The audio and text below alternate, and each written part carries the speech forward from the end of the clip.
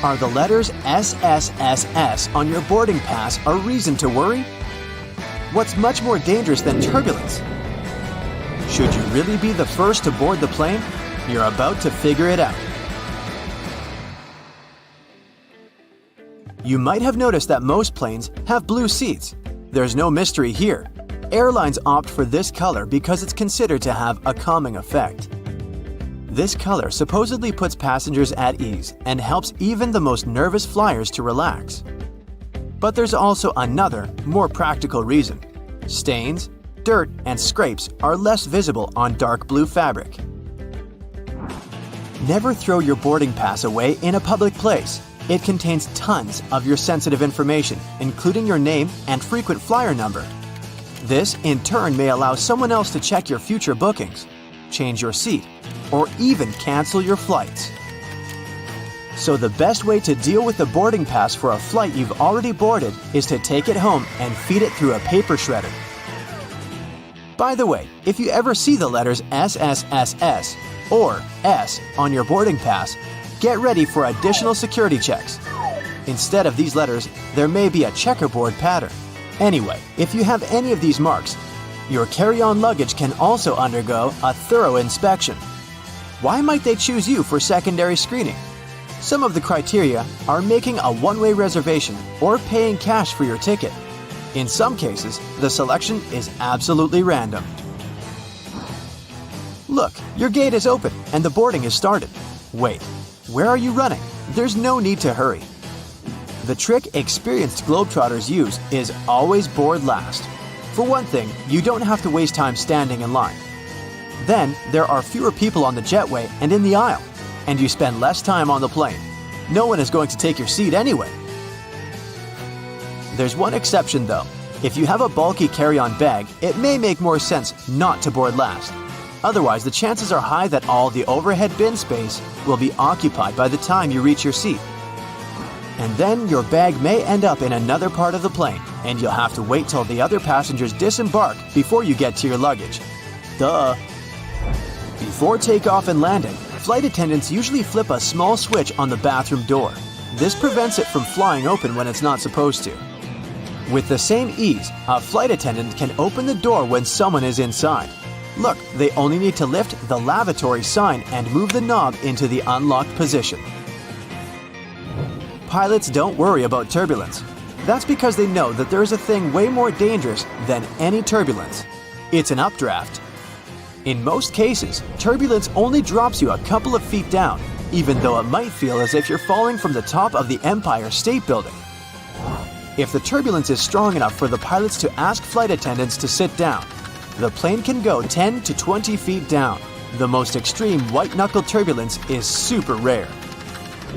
But an updraft is a big air mass, part of a storm or some other weather phenomenon, moving upwards. Pilots don't see updrafts on their radars at night, and when a plane hits one, it feels like driving over a huge speed bump at 500 miles per hour. An updraft is also extremely treacherous because it can push an aircraft upward to dangerous altitudes. Modern planes have a special system that detects other aircraft, mountains, and different solid objects in their path. 10 miles away from another plane, and a voice in the cockpit starts chanting, "Traffic, traffic." 5 miles closer, and the same voice begins to give pilots the directions.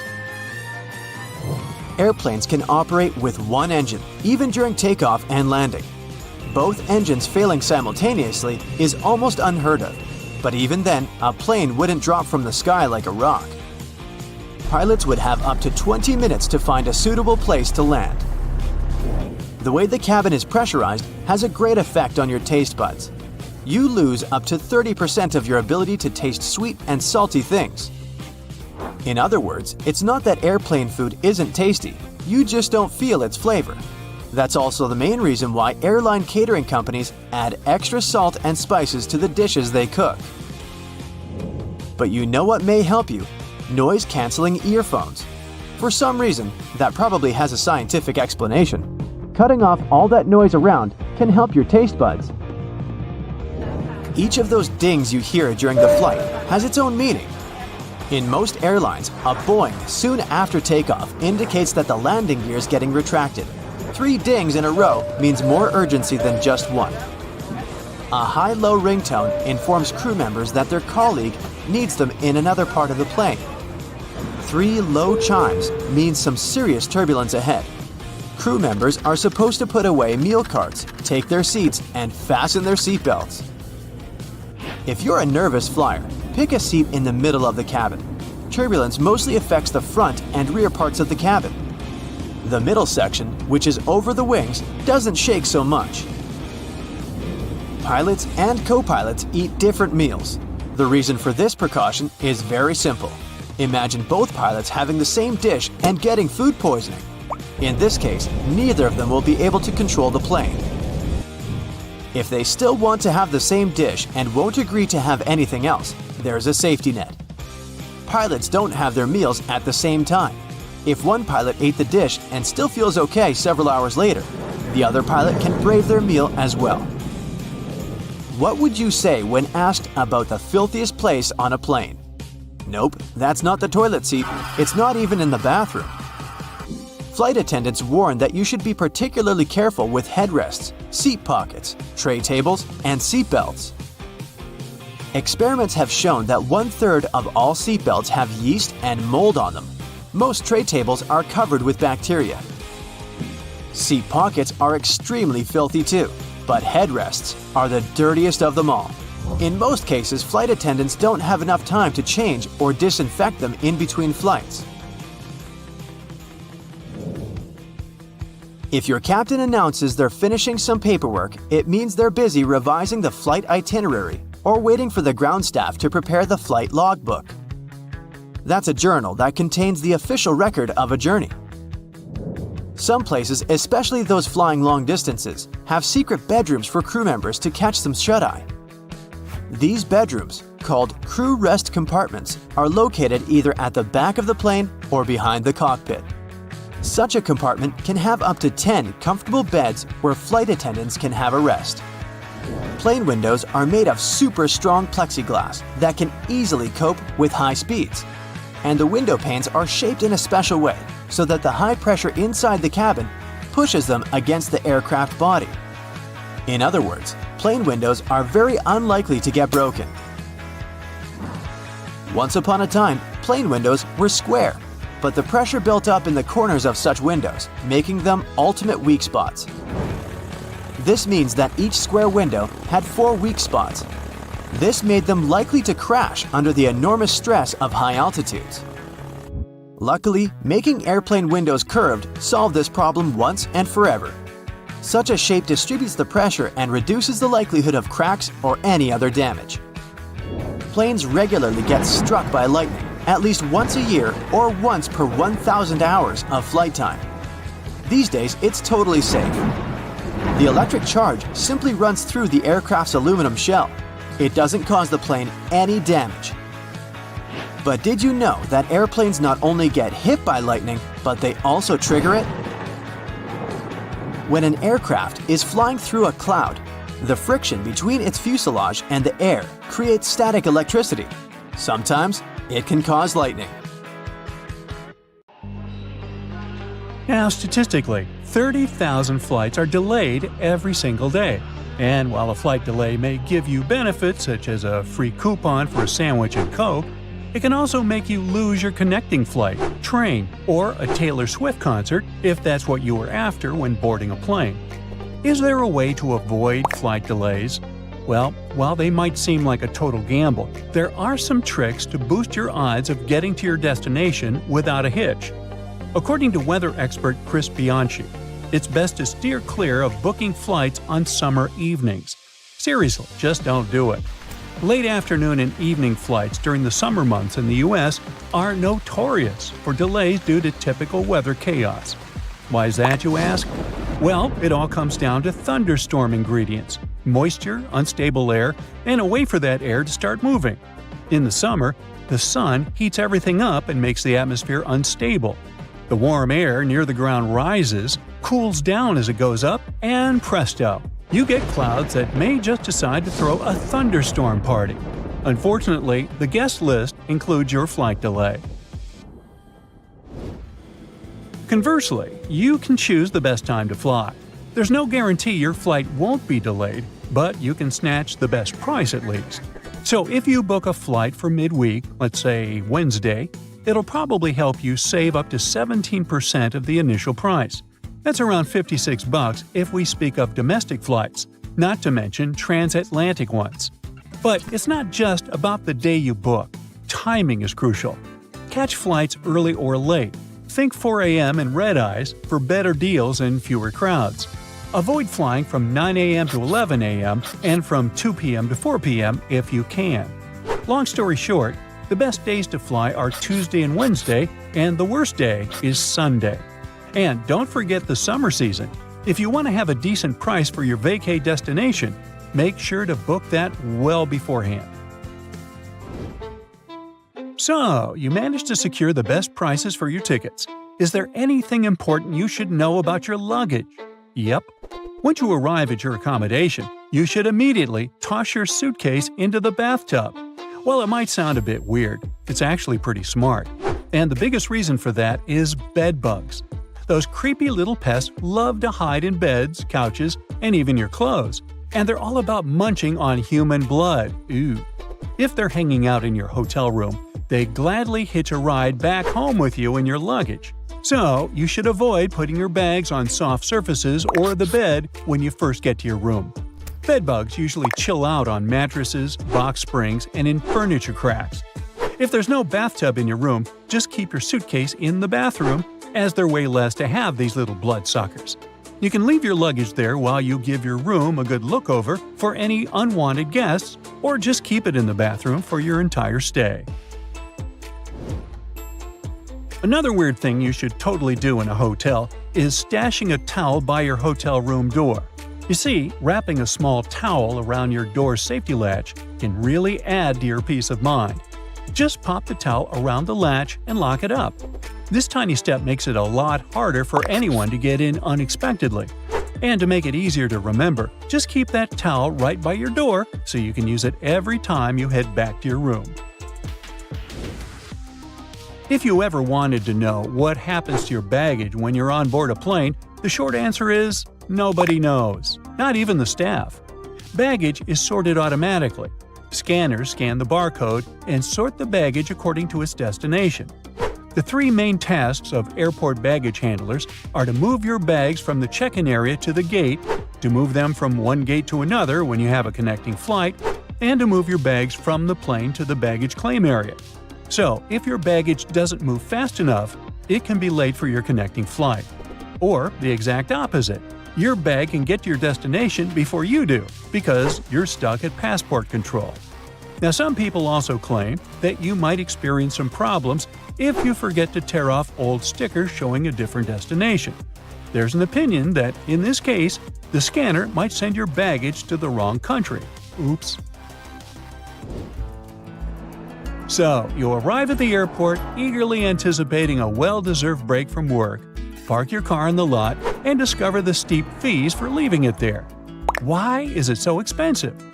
Airport parking facilities operate like any other business.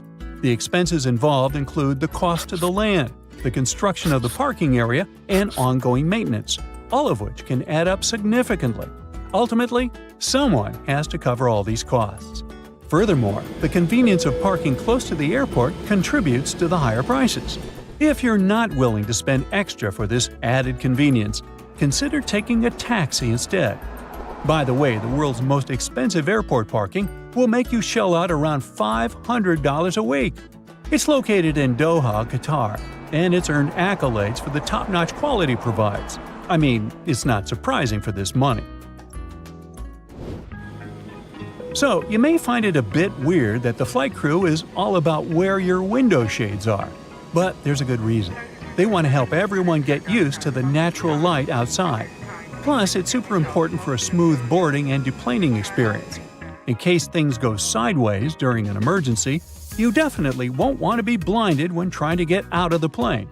Also, keeping the window shades up during takeoff and landing lets the ground crew keep an eye on what's happening inside the cabin. If something goes wrong, like a fire, They can spot it right away and jump into action. If the shades are closed, they might miss crucial signs, which can slow down their response when every second counts. When you're going through security, put your stuff on the conveyor belt in an order that will make it easy to repack later. Start with your backpack so that you can toss things right in as they come out.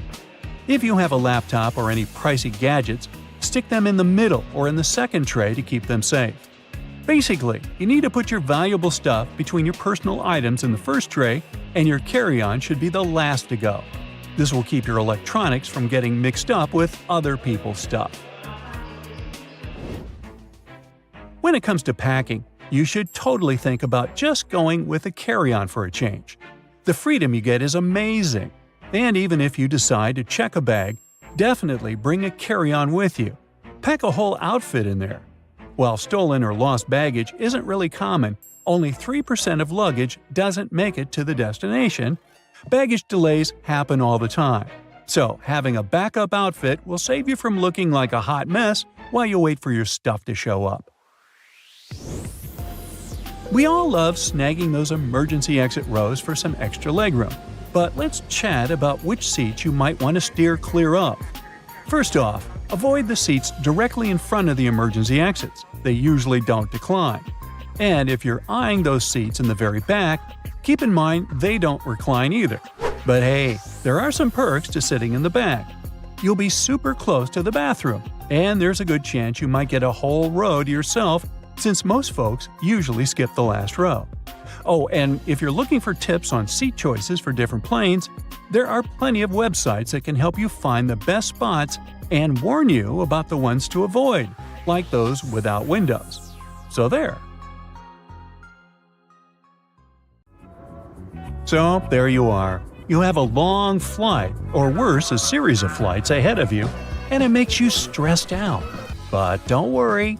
I'll tell you about some tricks and secrets from experienced travelers that will make your journey easier and more relaxed.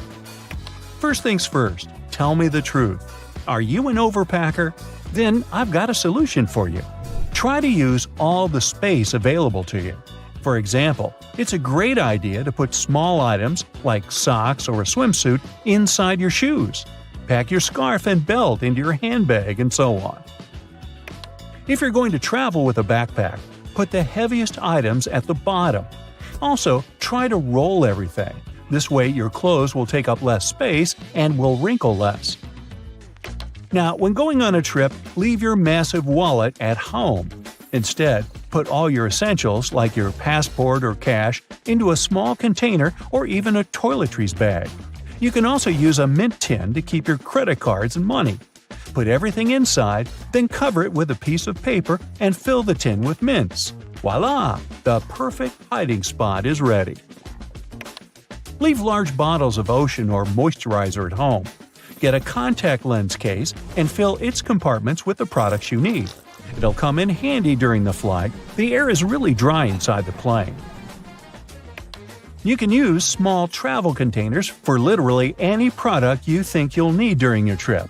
But if you're worried some liquids might spill, put some plastic wrap over the top of the container, and only after that, cover it with the lid.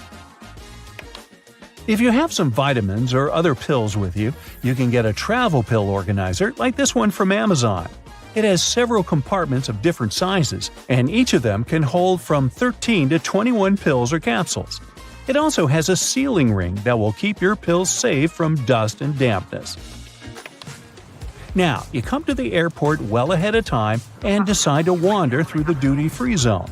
And even though you weren't planning to buy anything, you can't help but put some products in your pockets. Oh, I mean your shopping basket. Don't blame yourself, it's not your fault. Lots of airports are designed in a special way that makes you feel relaxed and at ease. Yep, I'm talking about all those huge windows, a lot of light massage chairs, and comfortable seating areas. And statistically, calm passengers are 10% more likely to spend money on retail, duty-free, and food. One more way airports manipulate you into spending your money is by making you walk through the shiny duty-free stores straight after the security check. But the most curious thing is that the walkway through such stores usually veers to the left. That's done because most people are right-handed, which means they'll use their right arm to pull their luggage and are more likely to look at the right side while passing through the stores. And the duty-free zone veering to the left leaves more space on the right where passengers are most likely to look. By the way, even though duty-free shops have a reputation for being cheaper than in stores, it's not always true. For example, sweets, beverages, and perfumes are likely to cost more at the airport. Plus, be careful with what you buy in a duty-free store if you have a connecting flight. Some airports don't allow you to carry liquids over 3.4 ounces through your layover destination, even if they're from a duty-free store and in sealed bags. Arriving at the airport 2 hours before your flight isn't really necessary. Sure, there are super hectic, ginormous transportation hubs where even 2 hours might not be enough.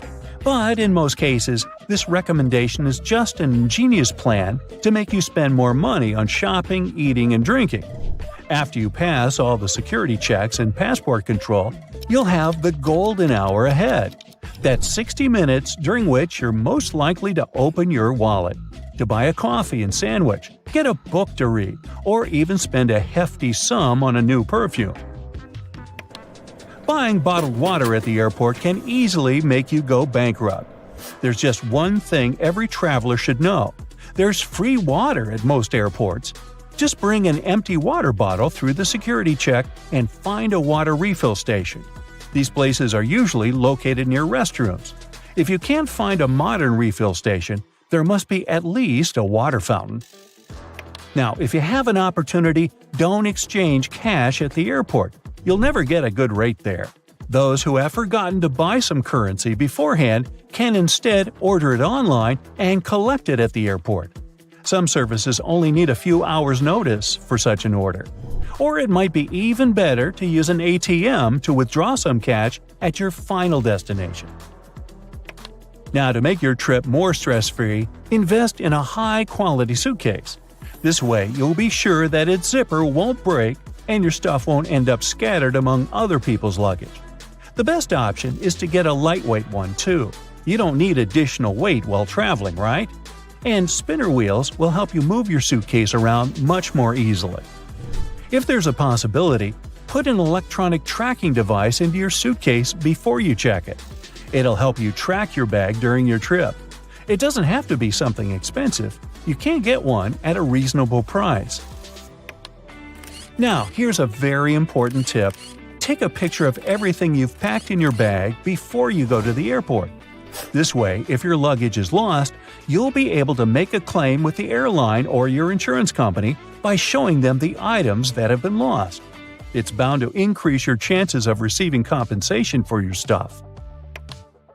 You might also consider printing out a copy of your boarding pass and putting it inside your suitcase. This way, if your suitcase gets lost, it'll be easier for airport workers to identify it. Now, if you wear contact lenses, take them off before boarding the flight. That dry air inside the aircraft can dehydrate your eyes and make contact lenses immensely uncomfortable. Ow! When at the airport in a new country, you might be tempted to try some new food it has to offer or buy some unusual snacks to feast on later on the plane. Well, don't do this. Eating anything you're not used to before flying may result in spending more time than planned in the plane's bathroom. You know what I mean? Where's my passport? Ah, here it is. Whew! Wait, have I left my credit card at the store? No, it's here. Does that sound familiar? If you tend to worry about your documents and cards while wandering through the airport crowds, you can get yourself a multi-pocket neck wallet like this one. It has an adjustable neck strap and has enough space to hold your passport, cards, cash, and even your keys. If you're traveling with your family, you can get a large family travel wallet. You can find one spacious enough to contain all your documents and the most necessary stuff you need to have at hand while traveling. And if it's also divided into several named compartments, and some of these products are, you won't need to waste time trying to remember into which one you put your credit card. And here's a bonus fact for you. If you ever see the letters SSSS or *S* on your boarding pass, get ready for additional security checks. Instead of these letters, there may be a checkerboard pattern. Anyway, if you have any of these marks, your carry-on luggage can also undergo a thorough inspection. Why might they choose you for secondary screening? Well, some of the criteria are making a one-way reservation or paying cash for your ticket. In some cases, the selection is absolutely random. Many airports have carpets at their gate areas. This nicety usually comes with a few other perks: lower ceilings, comfortable seats, and pleasant natural lighting.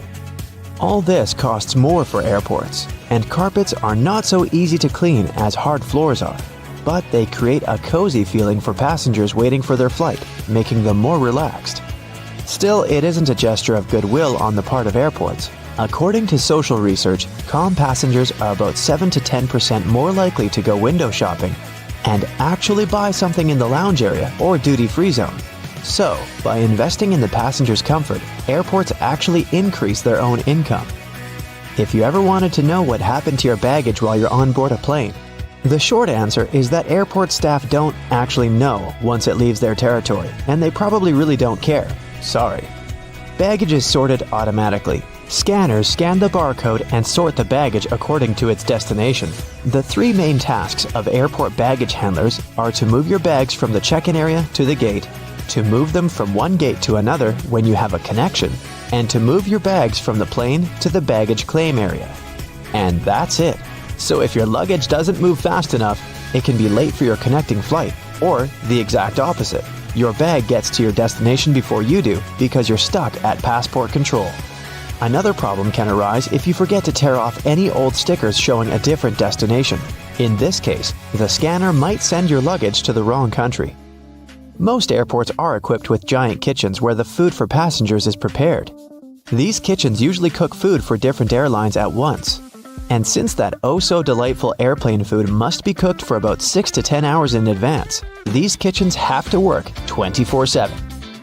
And however surprising it might sound, the menu for your flight is developed up to a year in advance. This is a common practice for most airlines because every single ingredient matters and adds to expenses. In fact, one airline managed to save $40,000 after they removed just one olive from every salad they served on their flights. Airport staff sometimes ask passengers to rub their hands on a piece of cloth before putting it into a special machine. It might seem kind of scary, but it's actually harmless. You're simply being checked by a machine called an atomizer. Before their working day starts, employees put samples of dangerous chemicals into the machine. The machine memorizes these smells, and in case a person's hand smells like those chemicals, it alerts airport staff to this danger. You know how it sometimes goes. You come to the security checkpoint, and suddenly, it turns out you have something prohibited to take on board in your carry-on. But don't worry, all the things seized during the pre-flight inspection can be stored at the airport for as long as 3 months. On top of that, you have an opportunity to mail them any address inside the country. Things taken away by security and weren't claimed can also get sold at special auctions and are delivered worldwide. If you have a long layover between flights, going to the nearest hotel to rest might not be the cheapest option. There's a much better trick. Check if the airport or airline sells 24-hour access to the VIP lounge zone. In most cases, you can have free snacks and drinks there and use free shower cabins and rooms for rest at a very affordable price. In multi-terminal airports, search for underground passageways connecting terminals that most people might not know about. For example, at Frankfurt Airport in Germany, there's a walking tunnel between Terminal 1 and Terminal 2 that's mostly used by employees since passengers are simply unaware of its existence. There's an actual term for the first 60 minutes after you clear check-in. The golden hour. It's the time that passengers statistically spend more money in retail and duty-free areas of the airport. And having the most comfortable seats in those areas right in front of the shops is a clever trick to lure you in for shopping. Let's admit, sitting in front of a comfy chair while looking at a flashy sign or shopping window can be tempting, and that's exactly what the airports want you to feel. If your flight is overbooked and you can't fly at the designated time, don't hurry to accept the first voucher you're offered as an apology. Normally, airlines keep raising the stakes until they have enough volunteers to give up their flight seats. And if they don't, and you've been bumped involuntarily, you can insist on a cash refund instead. Depending on your ticket price and the time of your delay, you might be entitled to as much as $1,300. Most airports have specific experts called profilers. These people practice what's called SPOT, or the screening passengers by observation technique. They carefully analyze facial expressions, gestures, and behavior in order to detect suspicious people. Their job is to notice the nonverbal signs of anxiety, such as people licking their lips, itching, or looking around a lot. If a profiler notices a person acting in a weird or off way, they can invite them for an inspection, where they can talk to a person to find out more about them. Profilers work in both the main halls and in passport control. The typical question they ask is, "What's the purpose of your visit?" Then they check the person's reaction to this inquiry. No matter how reserved a passenger is, if they have something to hide, TSA officers will find out, thanks to the tiniest cues in people's behavior.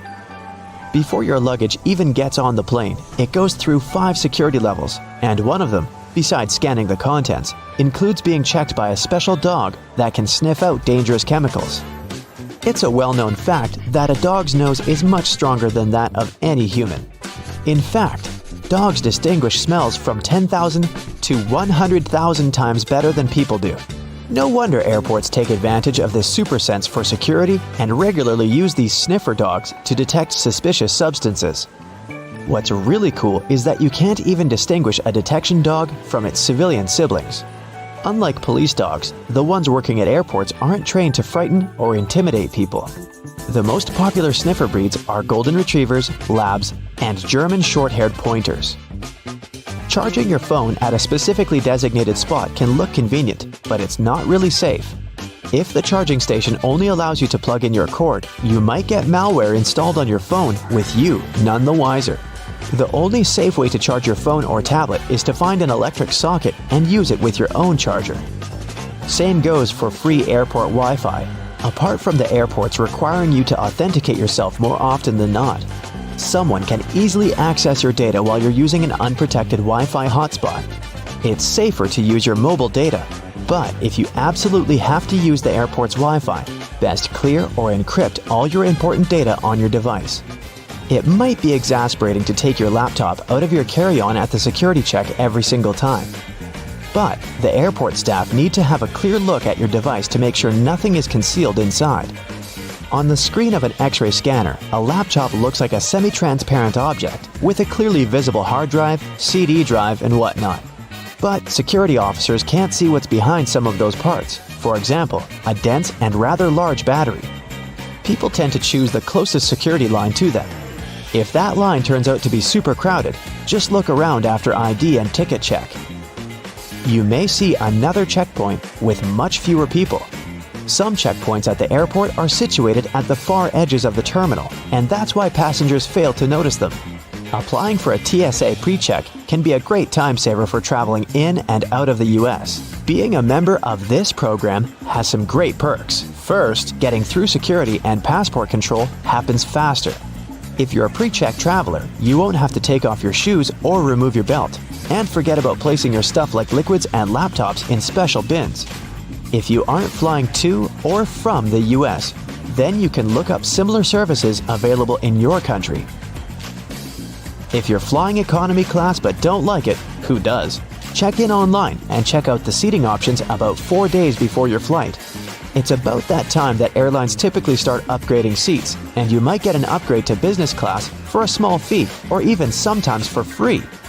You can also ask for an upgrade when you're already at the airport. Most people forget about this opportunity or simply don't care, so you might just get lucky. Ah yes, everyone loves a holiday. But figuring out what to pack in your luggage can be a daunting task, especially when you're limited on weight and baggage space. Not to mention, you're likely to do some holiday shopping on your adventure away from home. So, you're gonna need extra space on your return for all those souvenirs you've collected. Accumulating too much weight or bulk can end up costing you a handsome fee with the airline if you're not properly prepared. But you can now relax. You just focus on booking your vacation. We'll take care of your luggage with these handy traveling tips. No doubt your clothes are going to take up the bulk of your luggage. Considering most airline standards permit one bag for most local trips and up to 2 bags for longer distances, that doesn't grant you a whole lot of space if you plan on being fashionable on your getaway, especially in the winter. However, this doesn't mean you have to turn your undergarments inside out for repeated use. The key here is to be clever with how you pack. Firstly, you might want to consider how you're folding your clothes. The most space-efficient method to store your wardrobe in a suitcase for travel is to roll up each item. Think of your clothes like those sleeping bags you used to take on your camping trips. They always seem too thick for their compacted covers, but with perseverance, you could roll it up tight enough to fit inside. Now, you don't need to wrestle with your clothes quite as much, but the same principle here applies. Start by folding your shirts, pants, and whatever else you plan on packing neatly, similar to how you might find them on a clothing store shelf. Then, when you have them in a relatively rectangular or squared-off shape, roll them up tightly. Now that you have your little clothes logs, start packing them into your bag. And behold, extra space! Now, here's something we've all experienced arriving at our holiday destination. We drop our suitcase on the hotel bed, open it up, only to find all our clothes unfurled and scattered like a tornado stormed through our bag. Your luggage has had a rough journey from your home to your holiday destination. It's been dragged through airport terminals, tossed around by baggage handlers, and rocked back and forth during in-flight turbulence. A simple stationary item, rubber bands, will help you keep your clothes neat. Now that you've got them rolled up, place a couple of rubber bands around them to keep them from unfurling. This is an especially neat trick if you want to roll an outfit together as one. Maybe you've got head-to-toe denim that you can't wait to rock on your getaway. Fold up your clothes as before, then layer the different items of your ideal outfit atop each other. Roll them up as one, then use the rubber bands to keep them together. You can preemptively decide your day-to-day outfits before you even board the plane. However, you may still prefer to fold your clothes, especially business or formal shirts and pants. Lucky for you, we have a handy trick for that too. Instead of folding each item individually, we're going to lay it out all on top of each other. Start with your shirts and tops, alternating with one on top and one on the bottom, keeping the necks of your shirts at the center. Work your way down to your pants and smaller items until they're all laid out flat. Try to keep your pants in the middle. Finally, start folding your items in on themselves, with the shirts creating the outer layer until you end up with a neat bundle, like a present. You should be able to sit your bundle squarely into your bag. Want to save even more luggage space? Instead of putting your undergarments and socks into their own section, try fitting them into available spaces and gaps within the rest of your luggage. If you plan on taking a cap with you, for instance, the inside of your headwear is a great space to store your socks. This applies to other small luggage items too, such as phone chargers and ties. Though keep in mind that you can also lay your ties and belts out flat across the clothes in your luggage to conserve space. And if you're really limited on baggage size, say all you have is a carry-on for a fortnight-long trip, here's another method. Get yourself some compression bags to store your clothes in. These bags will compact multiple sets of clothes into the size of a small laptop bag. Fold up the clothes you intend to pack and store them into the compression bag. You should be able to fit 8 to 10 standard clothes items or a few bulky ones. Once you've filled the bag, seal it and squeeze the air out through the built-in one-way pressure valve. The easiest way to do this is either by rolling it, and you should be pretty good at rolling your clothes by now, or by using your knees to apply pressure. You should be able to fit 2 to 4 of these compression bags in your standard carry-on suitcase, which is especially helpful if you want to save money by avoiding checked-in luggage. And you can take even more clothes on board with you if you stick them into a pillowcase. The best thing about this tip is that it also doubles as a comfy pillow for you to rest your head on during the flight. If you do have a bit more space to spare, another great way to keep your stuff organized is with packing cubes. It might not be as space efficient as compression bags, but a lot of travelers prefer them for tidier and well-organized packing. You might like to divide them by outfits or clothes types, such as one for pants and one for tops. You can easily purchase packing cubes from most online retail services and travel and camping stores. There are also packing cubes specially designed for one or more pairs of shoes. This is a great way to compact the space your shoes would otherwise take up in your luggage, and to keep your clean clothes from coming into contact with your footwear. Nobody wants their tops to smell like feet, right? If you're still struggling to bring all your items with you inside your suitcase, there are a couple more tricks that you can use for that extra bit of weight without the extra cost. The most obvious of which is to use your own body. That's right, time to layer up. Pick out all your bulky items and wear as many as you can manage. You can try wearing some shorts under your pants or several layers of your winter wear, such as your sweater, jacket, and coat, all over the top of one another. You might be sweating a little, but most airports and planes are well air-conditioned. You can always shed some layers once you've boarded your flight. At least you'll have some warm wear to snuggle up in if you do get cold up there in the clouds. If you don't want to wear all those layers, there's actually another type of bag you can carry on the plane with you, free of charge. Get yourself a duty-free bag from any of the duty-free stores in the airport. You can even hang on to it for next time.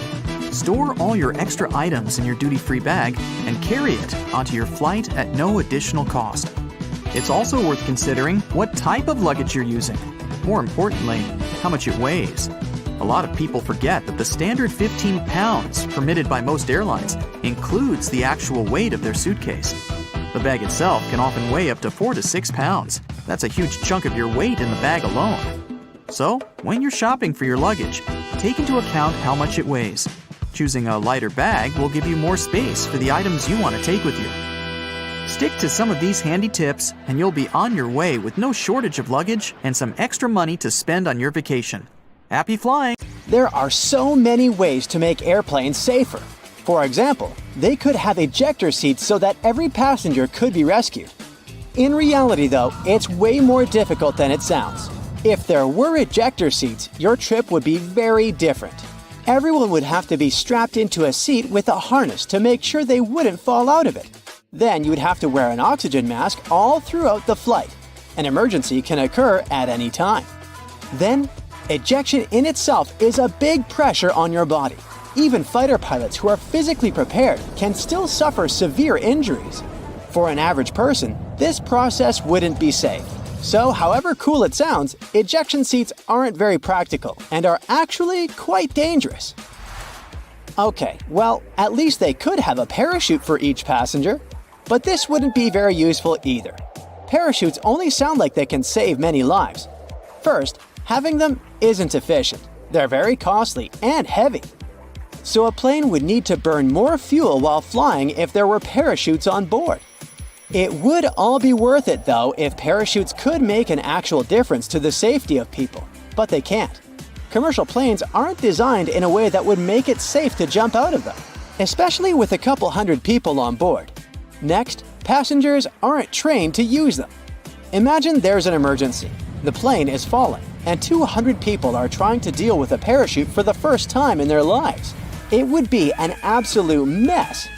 Lastly, it's not safe to jump from the high altitudes planes fly at. So, oxygen masks, life vests, and boats are the best life-saving equipment, and every plane has those. You know those huge engines that they have under the wings? Yeah, look at them. They don't look safe at all. Birds can get pulled in, and it actually happens. They could at least put a grate in front of the rotating parts to prevent birds from getting in there. Turns out those engines pull inside huge amounts of air, and this is crucial for them to work properly. The more air gets swallowed, the more air gets compressed, mixed with fuel, and burned. And then, more of it gets pushed out from the other side, keeping the plane going. A cover at the front would be a barrier, significantly reducing the air inflow that is crucial for the proper work of the engines, and this would endanger the passengers. But hey, don't be too upset. Birds fly way lower than planes do, so they're only in danger for a few minutes at the beginning of the flight while the plane is climbing altitude, and at the very end when the plane is landing. So very few of them ever get pulled in, and if they do, it's never a threat to the engines or passenger safety. Planes also don't change up the gears like cars do, so Technically, they can't go backwards.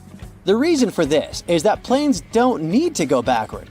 They can just turn around and move in the opposite direction, but face first. The only time when they need to move backward is when they have to get to the gate. And for those times, there's help. Pushback tractors. Those are small vehicles that can connect to airplanes and move them in the required direction. Watch out for those next time you fly. But technically speaking, planes can go backward if the engines start pushing the air forward instead of backward. But this is very dangerous for everyone around. One of the very few cases when they do it is during landing, to help slow the airplane down. There are cameras on the outside that let pilots navigate taxiways better. They come in especially handy during tricky maneuvering. But do you know there are also cameras in airplane cabins? You can relax, there are no cameras in the lavatories. But yes, they are there in the cabin, and for security reasons only. Flight attendants monitor them to see what's not visible from their own seats. Of course, flight attendants can check everything just by walking down the cabin, and that's exactly what they do most of the time. So, cameras are mostly used during takeoff and landing, when everyone, including flight attendants, is supposed to sit down, as those are the most dangerous stages of a flight. Notice that it's exactly during these stages that the rules are particularly strict. All electronic devices should be turned off or put on airplane mode, and big electronic devices should be stored away. Window blinds should be raised and tables folded. Seats should be put in the upright position. You need to have your seatbelt fastened, and so on. This is all done for safety and to ensure fast evacuation in case of emergency. So let's discuss these rules. Airplane mode on electronic devices is important to make sure that the signals that devices transmit don't interfere with the plane's electronic systems. If they interfere, they will block the radio's frequency pilots need to get their instructions. Do you remember that clicking sound a speaker makes right before your cell phone gets a call if the two devices are close? This is the sound pilots might hear while communicating with air traffic control. Now, putting away large devices like laptops is important because they might turn into obstacles if you need to get out of the plane fast in case of an emergency. All the pathways should be as clear as possible. This is why everything should be packed away, seats straightened, and tables folded. There should be nothing blocking anyone's way. And lastly, window blinds. The lights on the airplane get turned off too. Those two things are done to make sure your eyes get used to the natural light outside the aircraft. Imagine it's night, some emergency happens, and the lights that were left on suddenly go off. People need to evacuate as fast as possible, but their eyes aren't adjusted to the dark yet, and they can't see anything. This will slow everyone down. If the lights inside are out, people get used to the darkness and will be able to evacuate faster. The same goes for window blinds. If it's day and they are raised, people are used to the light outside and can evacuate faster. Another reason is that when blinds are raised during landing, people outside can see what's going on inside the plane. For example, if there's fire or smoke and where exactly. This way, they can plan the evacuation process better. Also, you might have noticed black triangles drawn above some windows on the airplane. These triangles mark the seats from which the view on the airplane's wings is the best. It's needed for the crew to find the spot as fast as possible if, in case of emergency, they need to inspect the engines, slats, or flaps. This little triangle saves the plane crew a lot of time. We do talk about emergencies a lot, but they really don't happen often. It's more dangerous to drive a car than to fly by plane, and most of us get in the car every day. Yet, the fear of flying is still very much out there, and people can get superstitious. In many cultures, the number 13 is considered unlucky, so airplane companies that often fly to those destinations just omit row 13. It's a small thing to do, but it can spare a few anxious passengers who happen to sit in row 13. In other cultures, like in Italy and Brazil, 17 is the unlucky number, and some aircraft have both rows 13 and 17 missing. In airplanes that fly to China, they can often omit row 14 instead. Pilots can't eat similar meals when they're working. Imagine that you're on a transoceanic flight. The airplane is flying over the Pacific Ocean. Flight attendants deliver the dinner meals. Everyone is enjoying the pasta. The sauce tastes a bit funny though. That's probably okay. After all, you are eating an aircraft meal. It can't taste like a 5-star chef plate. Time goes by. Oh no! You were right! Something was indeed wrong with the food. But if all the passengers have the same problem, so do the pilots. To prevent both of them being out of order, pilots are advised not to eat the same meal at the same time. In such a scenario, if one pilot feels bad, the other one can take over. I mean, this is not an imperative rule stated by the Federal Aviation Administration, but most airlines make their own rules about this matter. Flight attendants have access to hidden equipment, such as a defibrillator, supplemental oxygen, a fire extinguisher, and duct tape. But probably the most interesting gear they have is handcuffs. These objects are there to protect passengers from others, and sometimes from themselves. Turns out that flight attendants have everything they need to defuse a troublemaker. Aviator sunglasses look cool on pilots in movies, but in real life, they don't wear polarized glasses. First off, they have a glare-reducing effect. This can cause some trouble in the cockpit. A pilot has to read instruments, but the stuff in the cockpit, such as LCD displays, emits polarized light. So a pilot with those cool polarized glasses can't read the displays with 100% efficiency. Pilots shouldn't wear these glasses simply because of safety concerns. Imagine a shimmer of glare coming from another plane's windscreen, but the pilot missed the sign because of polarized sunglasses. Ever noticed a hole in the tail of an airplane? Well, most commercial airplanes have it. Next time you get into an airplane, take a closer look. The hole has a fancy name, Auxiliary Power Unit. It looks like a hole from the outside, but that is actually a hidden turbine engine. Most of the time, the APU will remain off for the entire flight. It will start working when the plane lands. It provides power to the cabin lights, air conditioning, and cockpit electronics. Don't underestimate the APU's power, though. It can also provide the power required to start the main engines. You've watched a Brightside video and learned what the APU is. A perfect icebreaker. Unfortunately, you're not in a chatty mood. You just want to take the plane, land, and start your vacation. Yet again, there is only one door to board. You are at the end of a queue. Why don't planes generally have multiple doors? According to the experts, the biggest issue is that the bridge takes up a lot of space. When an aircraft is loaded from the front and the rear, it takes up 2 slots. This is not ideal for the administrators. Newly remodeled or constructed terminals tend to have dual boarding compared to the older terminals. Change of scenery, let's jump into a cruise ship. There are hidden passageways and secret doors in ships. These secrets are from an insider. Staff on the ship mostly work in their designated area. How does a worker get from one place to another without using the stairs and doors that the passengers use? There is a network of corridors and stairs all around the ship, used only by the crew. I mean it when I say secret doors. They blend with the walls, so they go undetected by those who don't know where the door is. Maybe you can stumble by accident. Here's a clue. Pay attention to the walls near the guest stairs. Try to think of those gigantic cruise ships as floating metals. This leads me to a cruise cabin fun fact. The walls of the cruise ship cabin are magnetic. Imagine you're traveling to multiple countries on board a cruise ship, a single-month voyage. You collect destination-themed magnets and decorate your cabin. True cruise fans know this magnet magic, so they put a couple of magnetic hooks into their luggage. Neat tip, use magnetic hooks to add extra storage in your cabin. Hang clothes and accessories, postcards, or hats.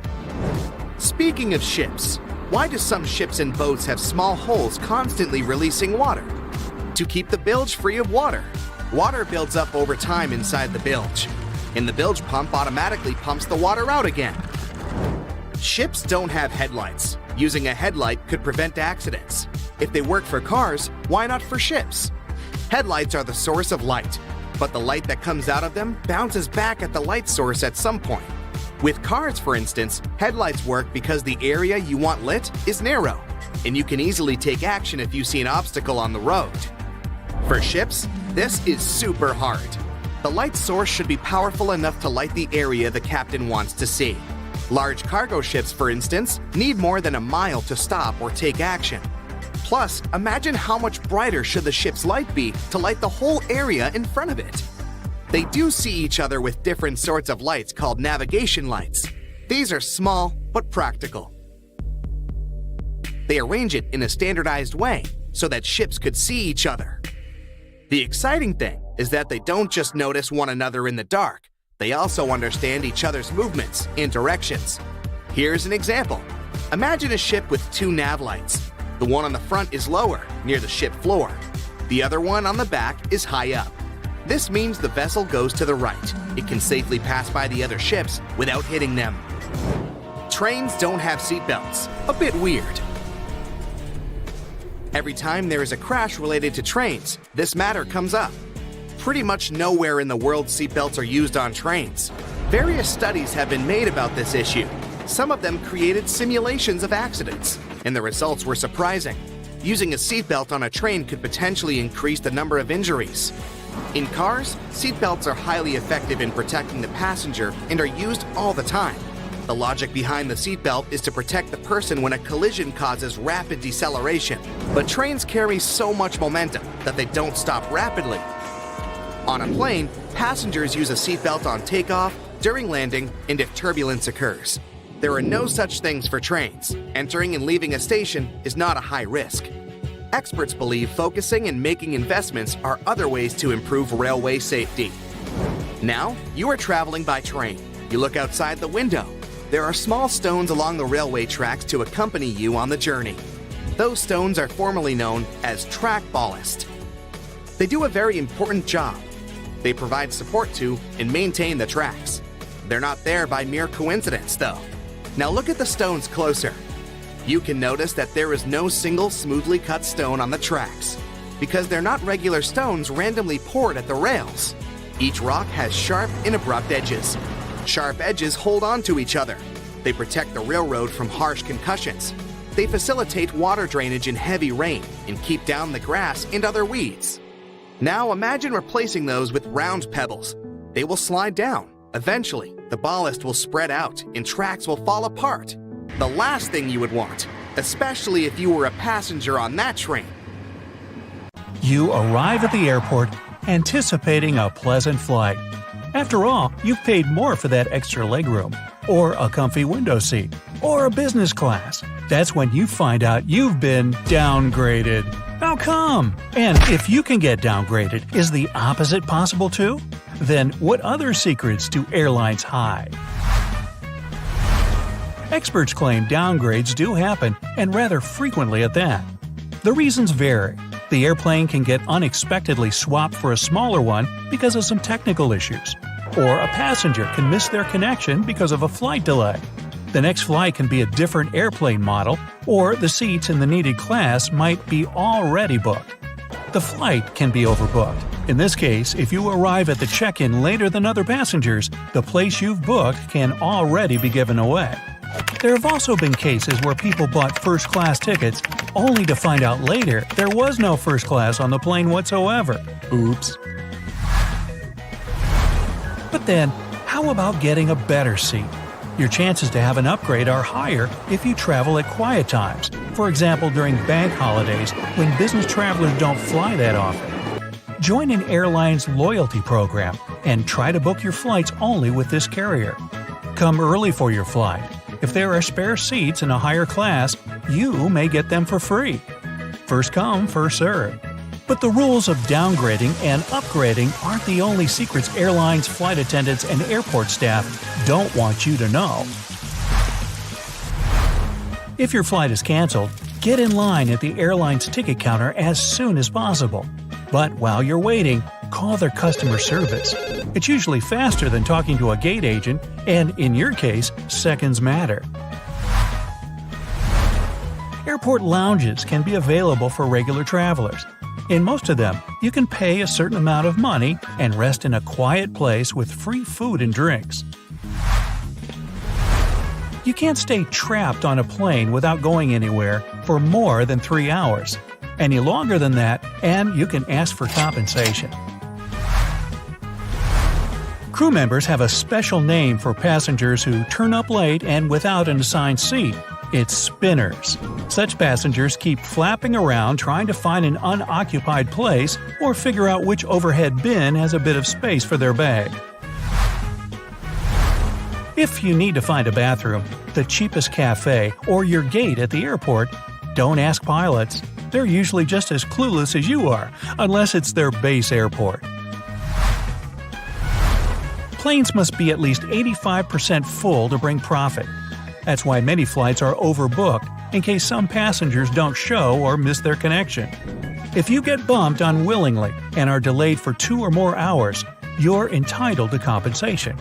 If you have a choice, pick cash or a check. Vouchers tend to have expiration and blackout dates. Flight attendants dislike delays as much as you do. They're only paid for flight hours, not for the time spent on the ground. Air companies offer cabin crews a small expense allowance for every hour they spend at the airport, but that's pretty much it. Buying group tickets is likely to cost you more than getting several single ones. Let's say you need 5 tickets, but there are only 3 discounted ones left. Instead of snatching 3 cheaper ones and buying 2 at full price, you'd have to pay for 5 regular price tickets. For domestic flights, the cheapest days to fly are Tuesdays, Wednesdays, and Saturdays. If it's an international flight, opt for weekdays. Plus, wait for a Tuesday, Wednesday, or Thursday to buy tickets at the lowest price. Despite what you might have seen in action movies, an ordinary person will never manage to land a commercial airplane. Contrary to popular belief, there's no cargo compartment underneath the plane, no extra layers filled with suitcases, bags, and pet carriers. Even if there are some accessible alcoves under the cockpit or cabin, they're too tiny for a person to move without having to crouch. Airplanes only get cleaned once a month or every 6 weeks. But when this time comes, an aircraft is usually taken to the hangar, and the whole cleaning process lasts for more than 8 hours. Each of those dings you hear during the flight has its own meaning. For example, a high-low sound informs flight attendants their colleagues need them in another part of the cabin. 3 low dings mean serious turbulence ahead. Duty-free stores aren't always cheaper than retail ones. What's more, goods are sometimes delivered to duty-free from regular city stores. So do not alarm passengers. Pilots and cabin crew often replace the word turbulence with a more neutral air pocket. Flight attendants assess you when you're boarding the plane. If you look strong enough and are wearing comfortable clothes, they'll remember it to ask you for help in case of an emergency.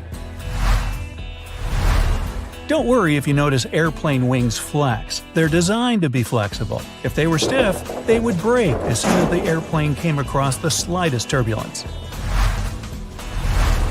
You may have an opportunity to check your carry-on bag at the gate, and totally for free. Listen for messages offering complimentary checked bags. It happens when the airline expects a full flight and there's a shortage of overhead bin space. Be careful with what you buy in duty-free if you have a connecting flight. Some airports won't allow you to carry liquids over 3.4 ounces through your layover destination, even if they're from a duty-free store and in a sealed bag. You can ask for an extra portion if you still feel hungry after the meal on the plane. If you're nice and polite and the food is available, you'll get it. Most airlines get rid of the leftovers after the flight anyway. Planes never fly in straight lines. All routes have to pass not far from airports so that pilots have enough time to reach one if there's a forced landing. Weather conditions can also affect the trajectory. Airport taxis can charge you twice the actual price of the ride. It's always better to use an online taxi app or rent a car. If you don't have these options, make sure to find out the rate in advance. Airplane headphones are reusable, even though the bag you get is sealed. foam covers get changed, and airphones are handed out to the next plane load of passengers. What surprises flight attendants most is passengers getting off the plane and leaving some or all of their stuff behind. You'll feel safer and happier in an airplane with a wider entrance and brighter lighting. You might even believe your food tastes better and your seat is wider. When a security agent is having a pleasant conversation with you, they might be checking your behavior right at that moment. They know how to make sure you aren't planning anything suspicious. When pilots fly as passengers, they ignore turbulence but pay attention to unusual smells. They know which scents can indicate problems with the engine or fuel storage systems. You can find free water at most airports. Just remember to bring along an empty plastic bottle. The chances are you'll see either a water refill station or at least a water fountain. The dirtiest places on any plane are the seatbelts, headrests, tray tables, and seat pockets. If your captain announces they're finishing some paperwork, it means they're busy revising the flight itinerary or waiting for the ground staff to prepare the flight logbook. That's a journal that contains the official record of a journey. You'll be the first to grab your suitcase at the baggage carousel if you check it later than other passengers. Bags that are loaded the last are typically the first to get to the baggage claim area.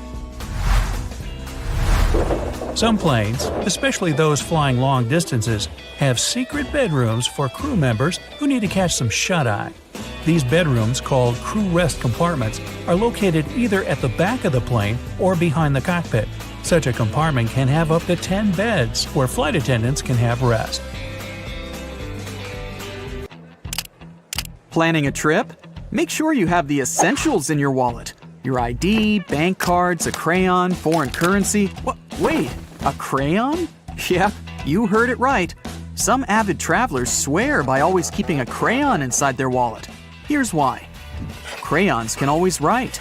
If you need a writing utensil, they don't need to be sharpened, and they never run out of ink. If you drop a pencil, the lead inside usually breaks, making it impossible to get that satisfying sharp point ever again. Traveling with one could jostle it a lot, meaning you'll need to be sharpening and sharpening and sharpening. Pens and planes? Not a great match. The rapidly changing air pressure in the cabin can cause your pen to burst, oozing ink onto all your belongings. But why keep a crayon in your wallet specifically? Well, for two reasons. One is that no matter where you go on your travels, you're probably bringing your wallet along.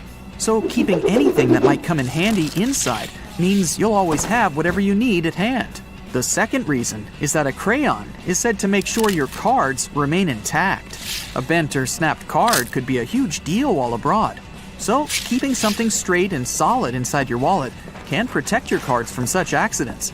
And while pencils and pens are too long to fit in the usual wallet, a crayon is the perfect length. So, you're out and about on vacation in a beautiful city abroad. You've explored the sights and culture, and now you're tuckered out. You'd really love a warm drink and a cozy place to relax, but you don't speak the local language. You plan to study a bit on the plane, but, well, that onboard movie was just too entertaining. So how can you ask where the nearest coffee shop is? Here's where the crayon comes in handy.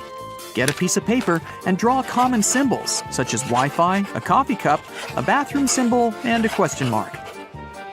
Point at each symbol to ask a friendly local almost all of the common questions you might need to ask. Oh, warm coffee? Here you come. Flying with a friend? Here's a clever tip for when you're picking out your seats. Never select the middle seat. Of course, we all want to sit next to our friend, but try picking the aisle and window seats with a gap in between.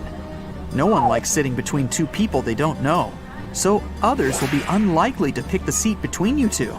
You'll have a bigger chance of getting the whole row to yourselves. But what if someone does pick the middle seat? Well, that's no problem. Ask them politely if they would like to switch, so you can sit next to your friend. Most people will be happy to. Win-win. Want to make sure no one tries to swipe your valuables? If you're carrying fancy electronics like a camera or the latest laptop, it might help to make them look a bit less appealing to sneaky onlookers. A bit of duct tape can do wonders. Place some tape over a corner of your device. Nowhere that the tape can do any harm, of course. Now, if anyone eyes your expensive item, it'll look broken to them. A camera held together by tape isn't worth stealing, so you'll have extra peace of mind while you travel. Whether you're staying in a hostel, hotel, or roughing it in the woods, you might want to make sure your toothbrush is well guarded from touching anything. After all, bathrooms can be notoriously germy. Making sure your brush stays away from suspicious surfaces isn't hard though. Just pack a clothes peg and you'll be prepared. Clip the peg on your brush, right under its head. Then prop it up on the prongs of the peg, safe and sound from any muck. Here's another trick you can use that clothes peg for. If you're ever in an airport or train station bathroom and look at the door only to realize there's no lock, don't worry. Push the peg into the gap between the door and the ground. If the gap is too small or too large, try the space between the door and its frame. The wedge shape of the peg will stop the door from opening, so you can make sure your privacy is secure. Okay, who's up for a road trip? If you're taking your friends on a cross-country adventure, there are sure to be lots of stops for snacks and sweet drinks along the way. A little mess is to be expected, but you can at least avoid some annoying crumbs inside your car's cup holders. Pop cupcake liners inside the cup holders before the journey starts. Later, you can slip them out and voila, still clean. Craving a nice cool treat while on the road? What's better than an ice cream bar on a sunny day? But as it melts, your treat can quickly become an ooey gooey mess all over your car. Well, grab some more cupcake liners. This time, take one and poke a hole in its center. Slide the popsicle stick through and hold onto your treat from below. The liner will catch any sticky drops.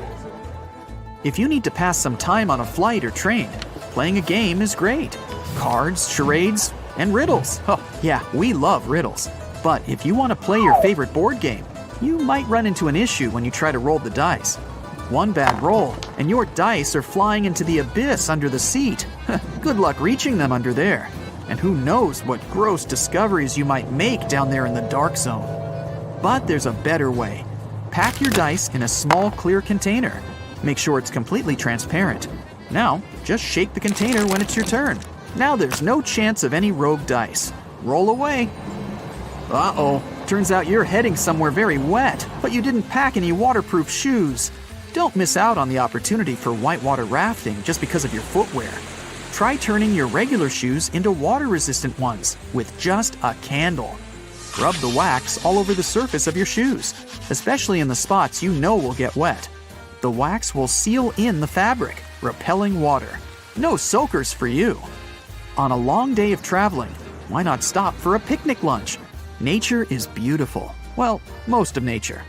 The ants that are climbing all over your food, not so much.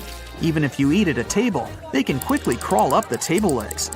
A good way to stop them is to put a little tray of water under each table leg. The ants won't be able to navigate the water and will leave you and your picnic alone. Now all you have to worry about is bees. You try not to, but sometimes while you're enjoying the scenery, you can wander away from your travel companions. Don't worry. If you're in nature, you might be able to make a clever whistle from an acorn cap. This is a trick that's easy to learn and very effective at getting attention. Plus, your friends will definitely be impressed with your creative thinking. First, you obviously need to find an acorn cap. Make sure it's not cracked or deformed. Also, the bigger the acorn cap is, the lower the pitch of the sound will turn out to be. Take the acorn cap in both of your hands. Place it between your thumbs and index fingers with the inside of the cap facing towards you like a bowl. Put your thumbs on the lip of the bowl closest to you. The sides of your thumb's knuckles should be lightly touching each other. A triangle of the cap should be showing in the gap between your thumbs. Put your upper lip on the top of your thumbs. Then pucker your lips so that when you blow, no air will escape out of your bottom lip. This is the trickiest part, but with a bit of practice, you'll be able to get it. Now blow. The loud whistle will alert your friends of your location and maybe scare off animals you don't want sticking too close by. While you're at it, why not try whistling some show tunes? If you're going out on the water, here's a trick that can help you make sure your keys are safe and sound. Grab a bottle cork and poke a small hole in its center. Now uncurl a paper clip and thread it through your key ring. Then use it to attach your key to the cork by pushing it deep into the hole you created. Make sure it's secure. If your key slips out of your pocket and lands in the water, it won't sink to the bottom. The cork will keep it floating. So all you need to do is reach down and grab it. Emergency scuba diving avoided.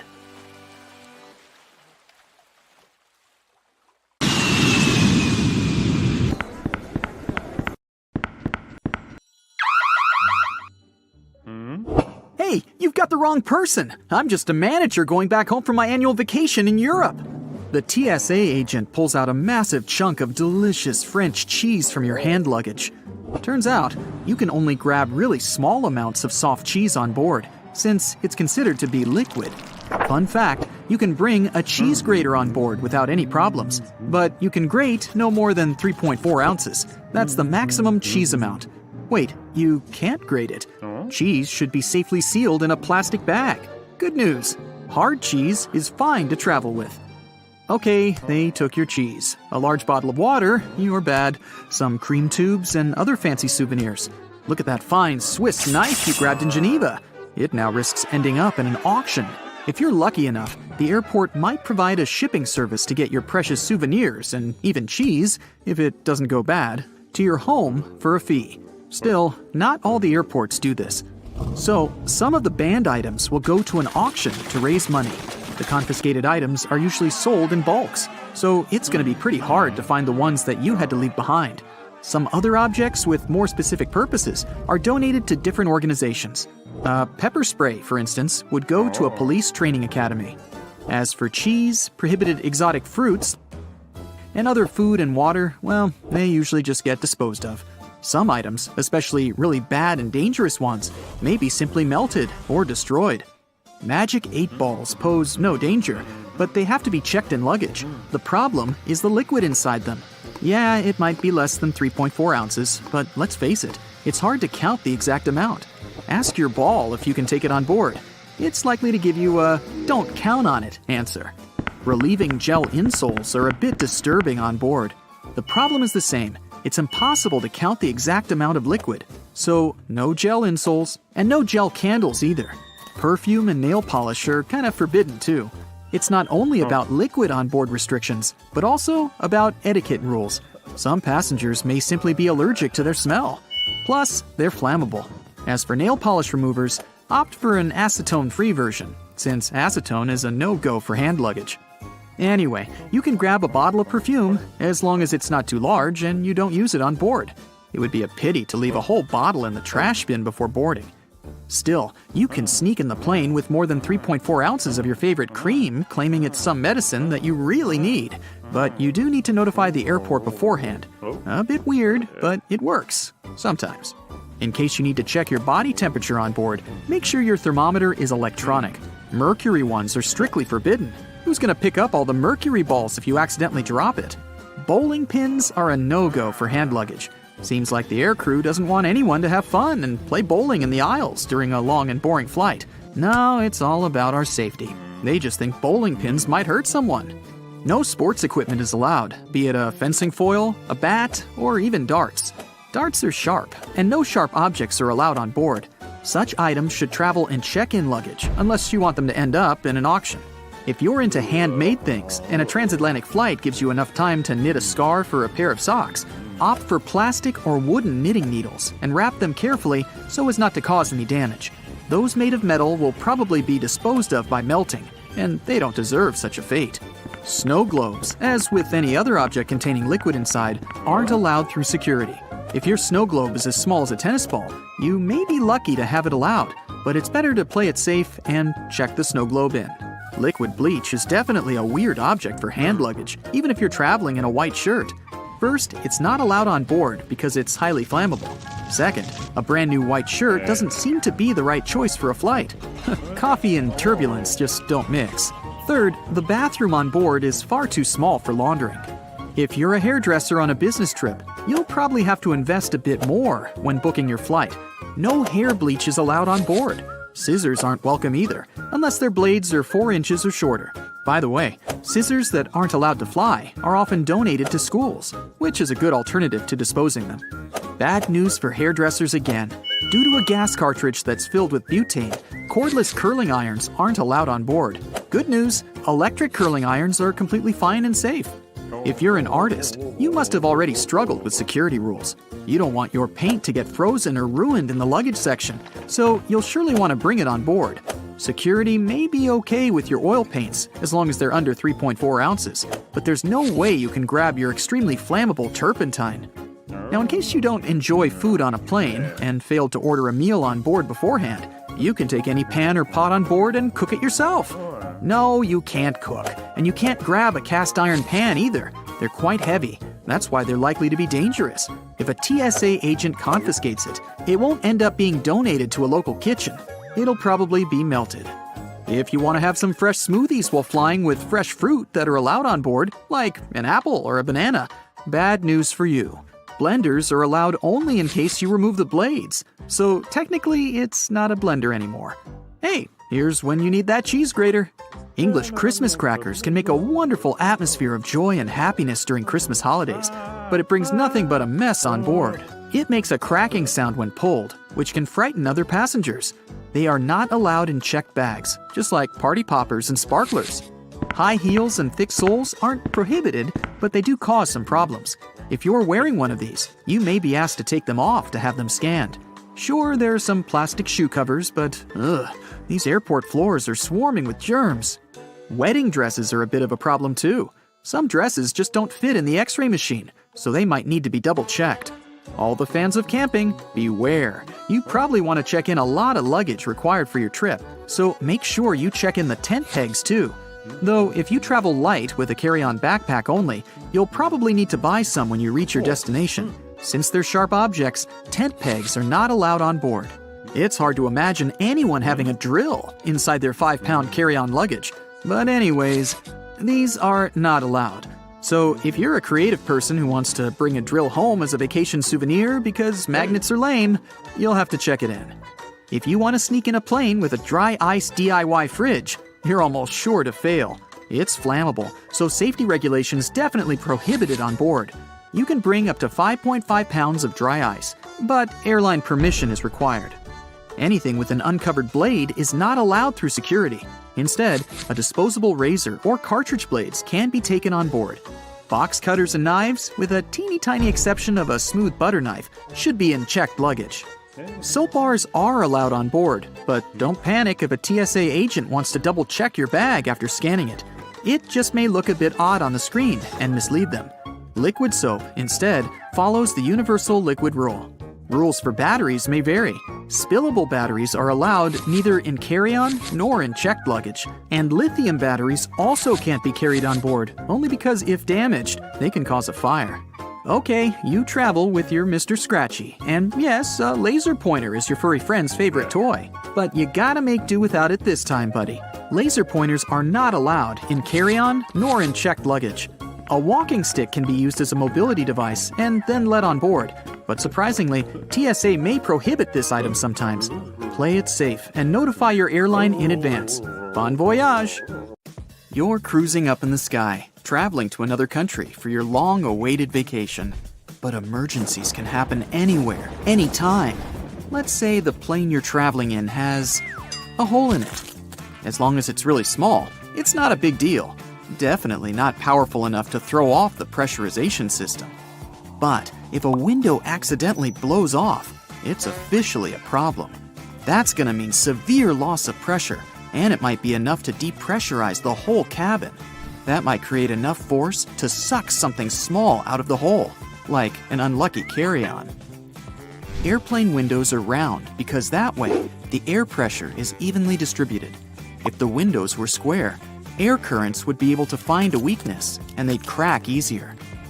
Loss of pressure can lead to something way more serious, an in-flight fire. It's not the only reason a fire would break out on a plane. Engine trouble or a drop in fuel pressure could also do it.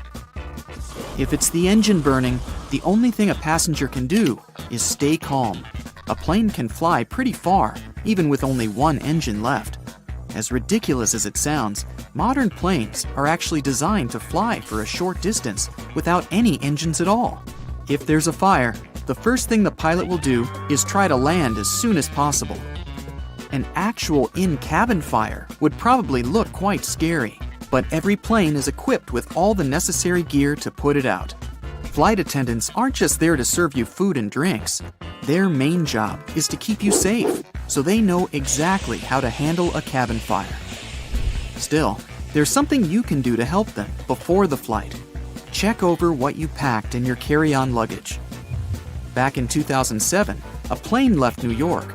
Soon after takeoff, passengers noticed smoke coming out of one of the overhead lockers. The fire started because of a short circuit in a lithium battery. The crew took care of the fire in a few quick minutes, but they decided to land anyway, just to be extra safe. Batteries aren't the only things that can catch fire. A similar story happened with a passenger's air purifier. Even the seats and carpet could catch fire, depending on what gets spilled on them. That's why there are a lot of things you can't take on board. Big bottles of liquid, your magic 8-ball, snow globes, gel candles, even gel insoles sometimes. Now what about dry ice? Feel like making some homemade ice cream at 35,000 feet? Think again. It's way too dangerous. Dry ice is flammable, so you can't just pack it in a lunchbox and take it with you. You can bring around 5 pounds of dry ice with you, but you'll need special clearance from the airline. Some airlines don't allow pilots to have beards. Facial hair can get in the way of their oxygen mask fitting on properly, so it's mainly a safety thing.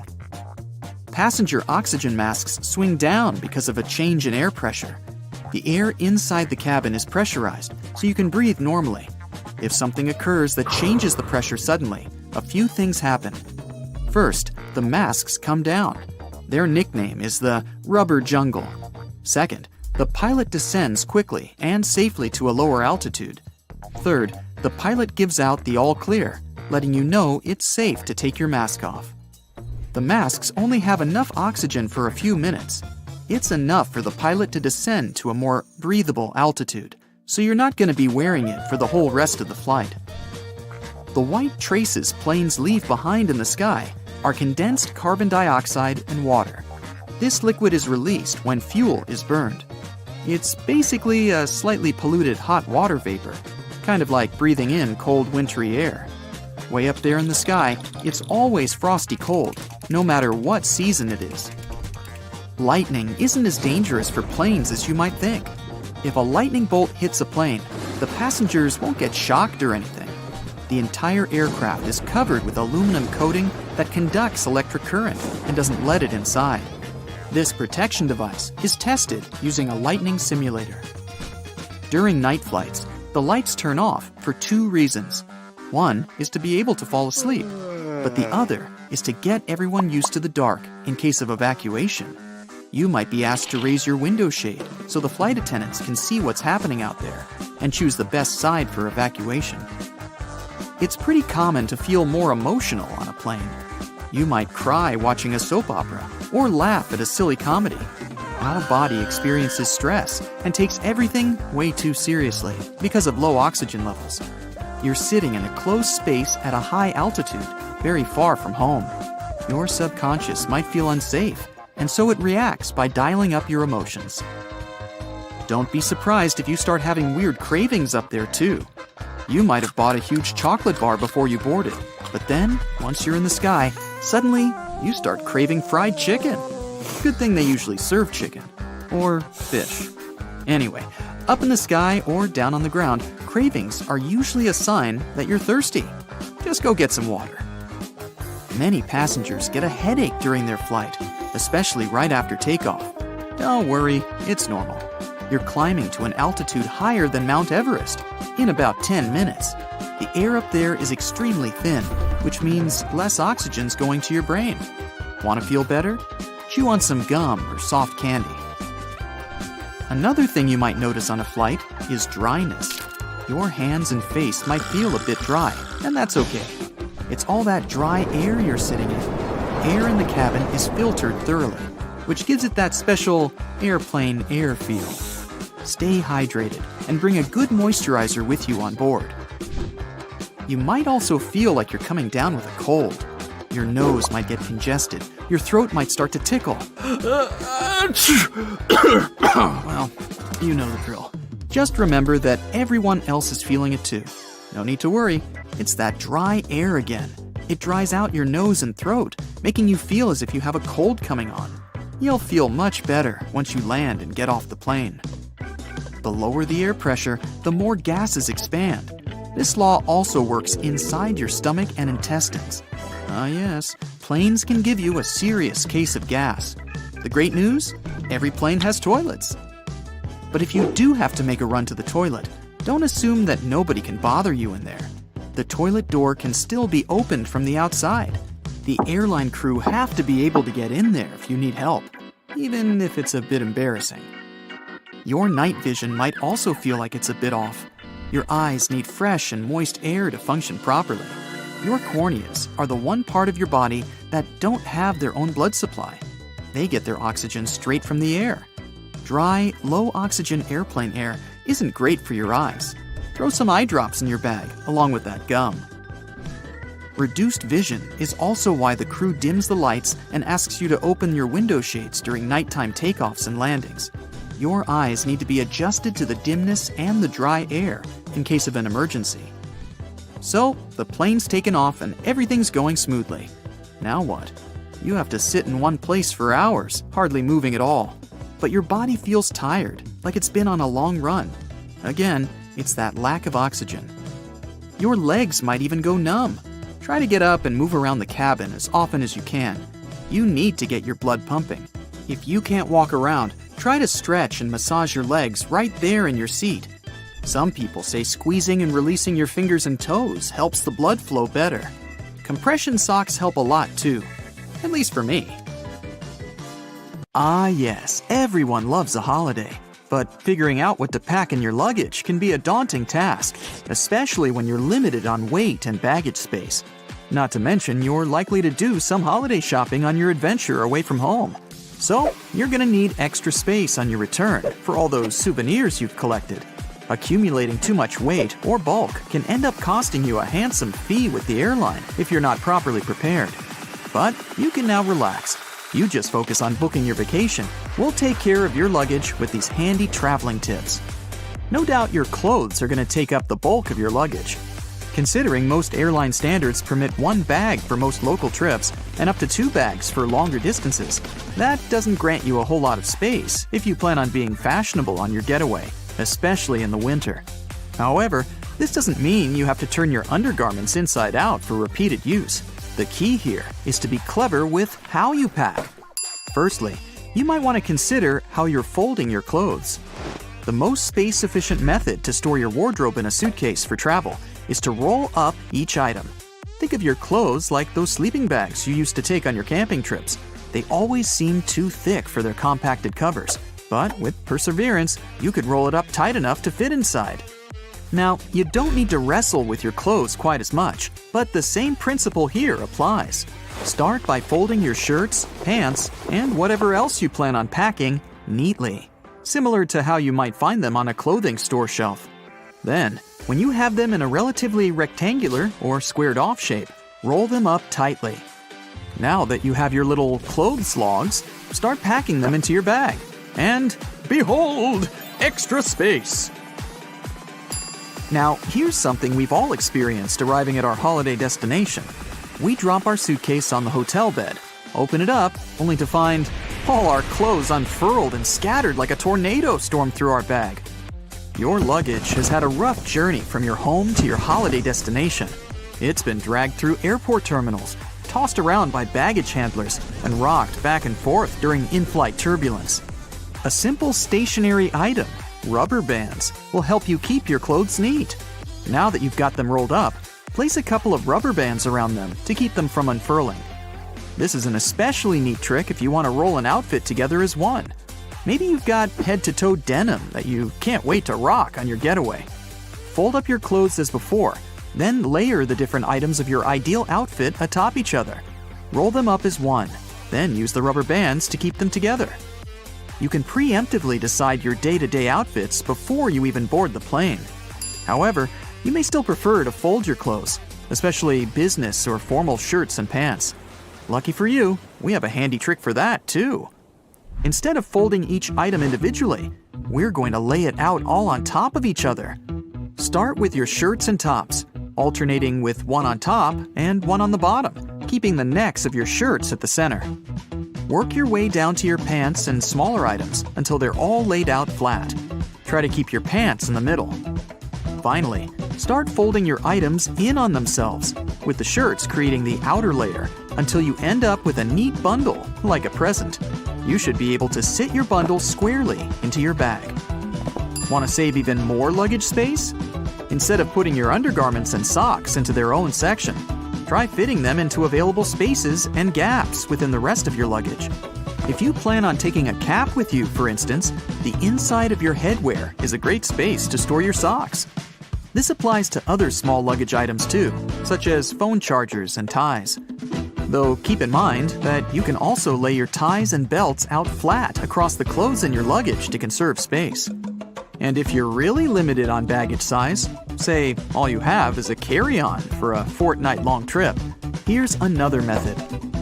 Get yourself some compression bags to store your clothes in. These bags will compact multiple sets of clothes into the size of a small laptop bag. Fold up the clothes you intend to pack and store them into the compression bag. You should be able to fit 8 to 10 standard clothes items or a few bulky ones. Once you've filled the bag, seal it and squeeze the air out through the built-in one-way pressure valve. The easiest way to do this is either by rolling it, and you should be pretty good at rolling your clothes by now, or by using your knees to apply pressure. You should be able to fit 2 to 4 of these compression bags in your standard carry-on suitcase, which is especially helpful if you want to save money by avoiding checked-in luggage. And you can take even more clothes on board with you if you stick them into a pillowcase. The best thing about this tip is that it also doubles as a comfy pillow for you to rest your head on during the flight. If you do have a bit more space to spare, another great way to keep your stuff organized is with packing cubes. It might not be as space efficient as compression bags, but a lot of travelers prefer them for tidier and well-organized packing. You might like to divide them by outfits or clothes types, such as one for pants and one for tops. You can easily purchase packing cubes from most online retail services and travel and camping stores. There are also packing cubes specially designed for one or more pairs of shoes. This is a great way to compact the space your shoes would otherwise take up in your luggage, and to keep your clean clothes from coming into contact with your footwear. Nobody wants their tops to smell like feet, right? If you're still struggling to bring all your items with you inside your suitcase, there are a couple more tricks that you can use for that extra bit of weight without the extra cost. The most obvious of which is to use your own body. That's right, time to layer up. Pick out all your bulky items and wear as many as you can manage. You can try wearing some shorts under your pants or several layers of your winter wear, such as your sweater, jacket, and coat, all over the top of one another. You might be sweating a little, but most airports and planes are well air-conditioned.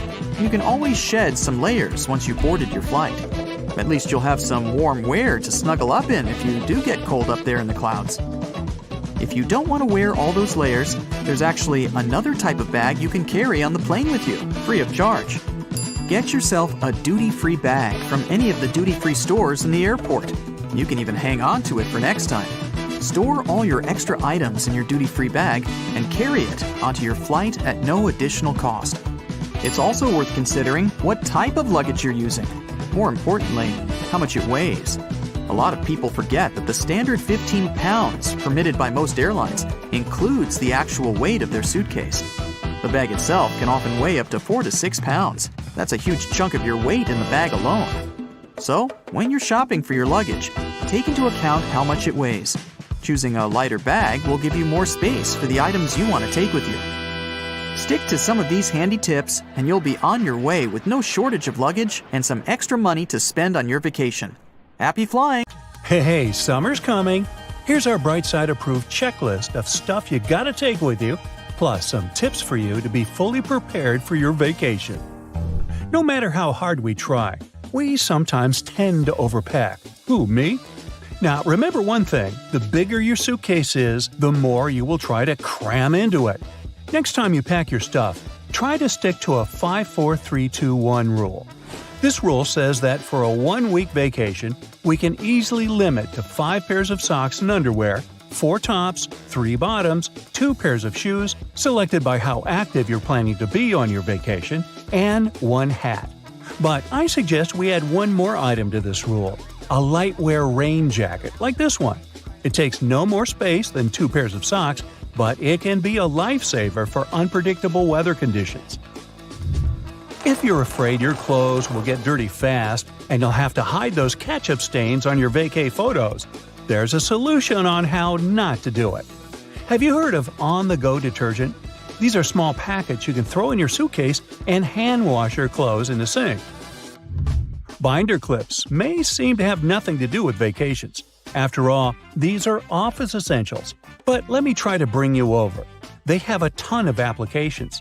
Use them to hang up wet clothes, hold broken luggage straps together, you name it. If you still prefer to ignore the 5-4-3-2-1 rule and you're struggling to cram a couple more sweatshirts into your suitcase or backpack, plastic bottles are going to help you out. Grab one and cut it in 2 halves. Next, you're going to need an elastic band. Then roll the sweatshirt you need in a very tight roll and put it in between the 2 bottle halves. Secure this weird construction with an elastic band and voila! It now takes up way less space in your luggage. But if you're not into DIY solutions, here's another option: packing cubes to organize clothes. They'll keep all your stuff well organized, and you'll easily find what you need without digging through your entire suitcase. Plus, they come in a variety of colors and sizes, so you can separate your clothing by type or color. Well, isn't that neat? Staying connected is essential when traveling, and a portable phone charger can help ensure that your phone stays charged even when you're on the go. Look for a charger with multiple ports so that you can charge your phone and other devices at the same time. Just a quick tip here: many devices are now switching to Type-C cables, so make sure all your devices are compatible with your portable charger. If you're a frequent traveler, here's a piece of advice for you. Never ever unpack your toiletries. This way you won't forget anything next time you fly. The best solution is to keep a separate kit with all the products you need, like a contact lens case or a toothbrush. But if you still don't have one, it's high time you made up your goodie bag with your essentials. You probably already have small bottles at home. Make sure it has an inscription on them claiming the bottles are not over 3.4 ounces if you plan to take them on board. However, if you have no bottles, there are plenty of them online, like this one. The kit you want to buy should have funnels to pour any shampoo or gel easily. Some of the kits even have scoops, which is great. You can do ice cream. No, sorry. They help portion out a small amount of moisturizer so you won't spoil the entire jar with your finger grease. However, there are a couple of things you better keep in your pockets and not in the toiletry kit, like hand sanitizer and lip balm. While everything's pretty clear with hand sanitizer, lip balm has way more uses than you can imagine. If you have dry cuticles, lip balm will make them soft and pliable again. If you want to clean up your makeup, lip balm and a Q-tip will work wonders, unless it's minty. You can even use it instead of eyebrow gel if you left yours at home, and it can also help tame flyaway hairs. Traveling can be uncomfortable, especially when trying to sleep on a plane or in a car. A compact travel pillow can make a big difference in your comfort level and help you arrive at your destination feeling refreshed. Keeping your belongings safe while traveling is essential, and TSA-approved travel locks can help. These locks can be opened by TSA agents without damaging your luggage, making them a great option for air travel. The world is very diverse, and so are plugs. If you're traveling to a new and faraway destination, don't forget to check what kind of plugs they have there. For example, if you're traveling to the UK, you can stick to this adapter. A small spray bottle can significantly upgrade your look. Yes, it can. For example, if your favorite t-shirt tends to wrinkle a lot, you can sort of iron it with a spray bottle. Hang it up and spray it with water. The wrinkles will disappear, and your t-shirt will look fresh and presentable, hopefully. Now let's talk duct tape. Duct tape in your luggage may be pretty stress-relieving. Now picture it. You're going back home with a whole bunch of gifts you bought for your family and friends. Whoops! The zipper on your suitcase just didn't resist the pressure and it busted. Duct tape is coming to the rescue. Yeah, a suitcase wrapped in duct tape might look somewhat funny, but it's still better than shelling out a pretty penny on a brand new suitcase you weren't planning to buy. Yeah, that does make sense. Laundry bags may come in handy when you separate your dirty clothes from your clean ones. I know, you can do that with plastic bags, but laundry bags are sort of more eco-friendly. Plus, once you come home, they'll spare you some time. You won't need to dig through your suitcase trying to find all the clothes you want to wash. You'll just need to throw the laundry bag into the washing machine. If you're traveling to the seaside, you might want to consider grabbing a quick dry towel like this one. They're usually made of microfiber that dries much quicker than regular cotton. Plus, these guys are pretty low maintenance, as they can be machine washed at up to 130 degrees Fahrenheit. Next on, dryer sheets. You know, we all sweat, and our feet sweat too, especially if we walk miles and miles exploring a new location. So, when you return to the hotel and take your sneakers off, woo! Just put a dryer sheet in each sneaker. It'll absorb the odor, and your sneakers will be ready for more adventures. English is surely an international language, but you may still get into a situation where no one speaks English and you don't have an internet connection to Google Translate what you want to say. To play it safe, create a set of flashcards with essential vocabulary to help you out in basic situations. A favorite snack may be one of the most commonly forgotten by travelers' items.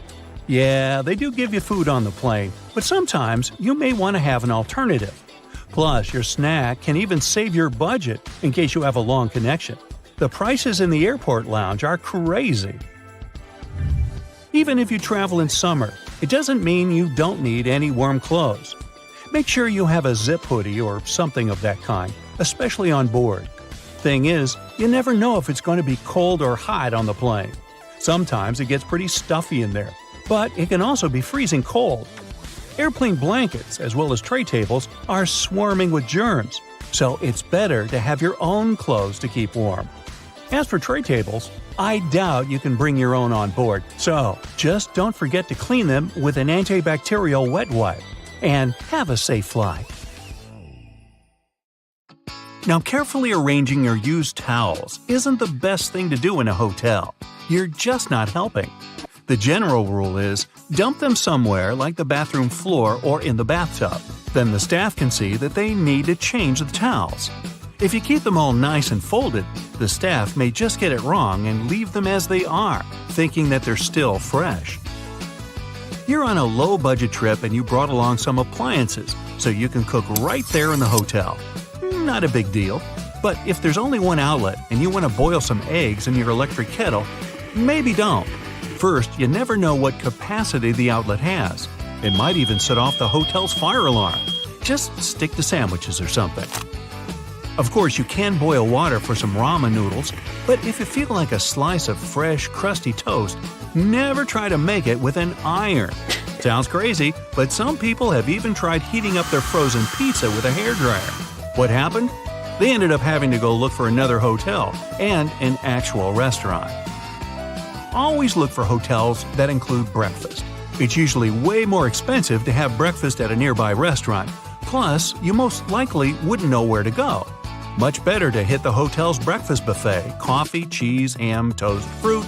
If you play your cards right, you'd be too full for lunch. Sometimes your hotel room's way bigger than you expected. If there are 2 beds, but you're traveling alone, maybe don't use both of them. That'll just add a bunch of unnecessary work for the hotel staff. Even though room service includes cleaning, it's polite to do some basic tidying up yourself before you leave.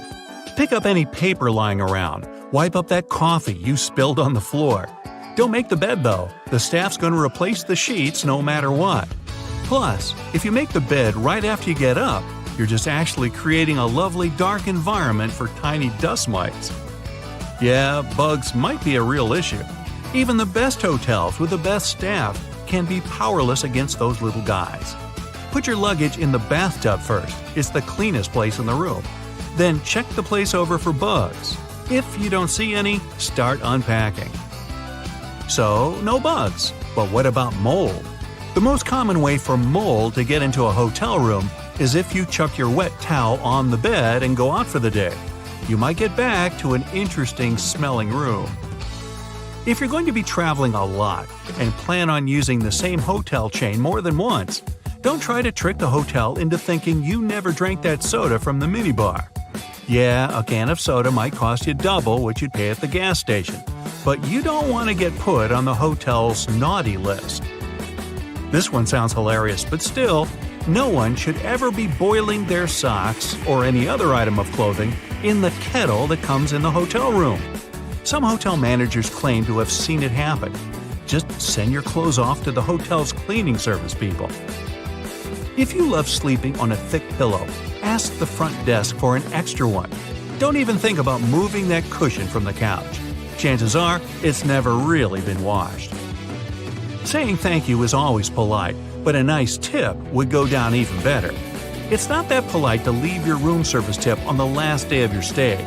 Different people might have been cleaning your room, so only tipping the last one is kind of unfair. If you decide to leave your tip on the very last day, leave a note along with it to make sure they share it with their coworkers. You can also tip the parking valets when you drop off and pick up your car. And in general, don't be shy. You can tip a door person, a porter. Those small tips can add up, and they'll be really grateful for any extra cash. Taking reusable items from your hotel room as a souvenir is a big no-no, though it's okay to grab those shampoos, conditioners, lotions, soap, combs, sewing kits. That stuff can save you an emergency. Leave those towels, glasses, and dishes behind for the next guest.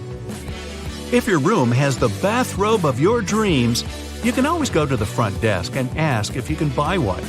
If you try to take one with you without asking for permission, chances are your credit card is going to be charged for it later. By the way, don't dry hotel towels out on the balcony.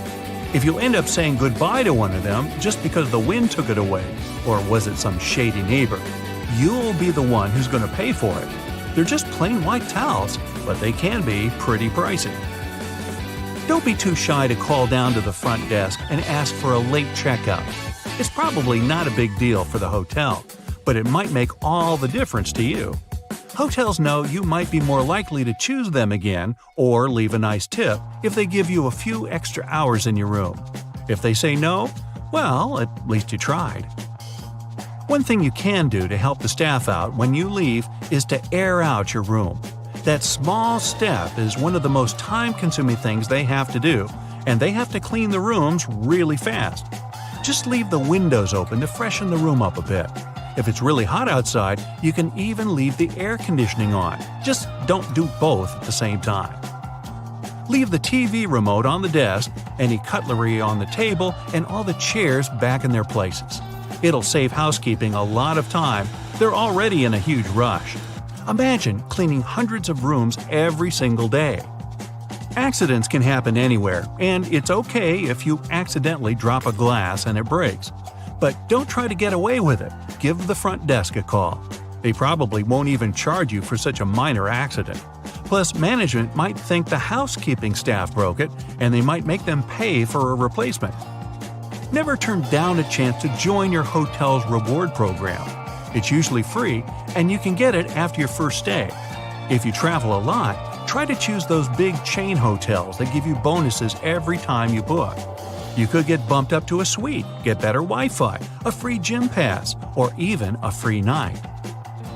Beware of steamy showers. If you accidentally release all that water vapor into your room at the same time, you might trigger the hotel's fire alarm. They keep those things extra sensitive just to be on the safe side. So make sure you keep the door shut next time you steam up the place. If you're traveling with a pet, let the hotel know about it beforehand. Pet policies can differ from one hotel to another, and if you have a more unusual pet, better double check.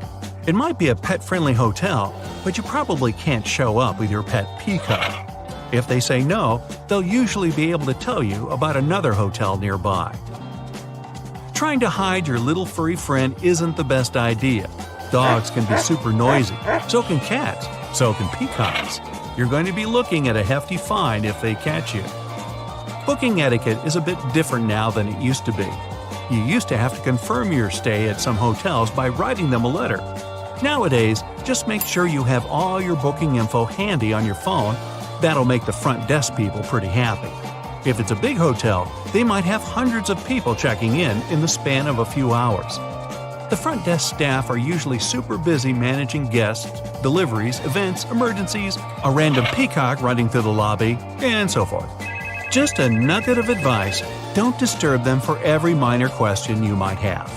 Check out that booklet that's normally hanging out on the bedside table. The answer is most likely in there. Enjoy your stay.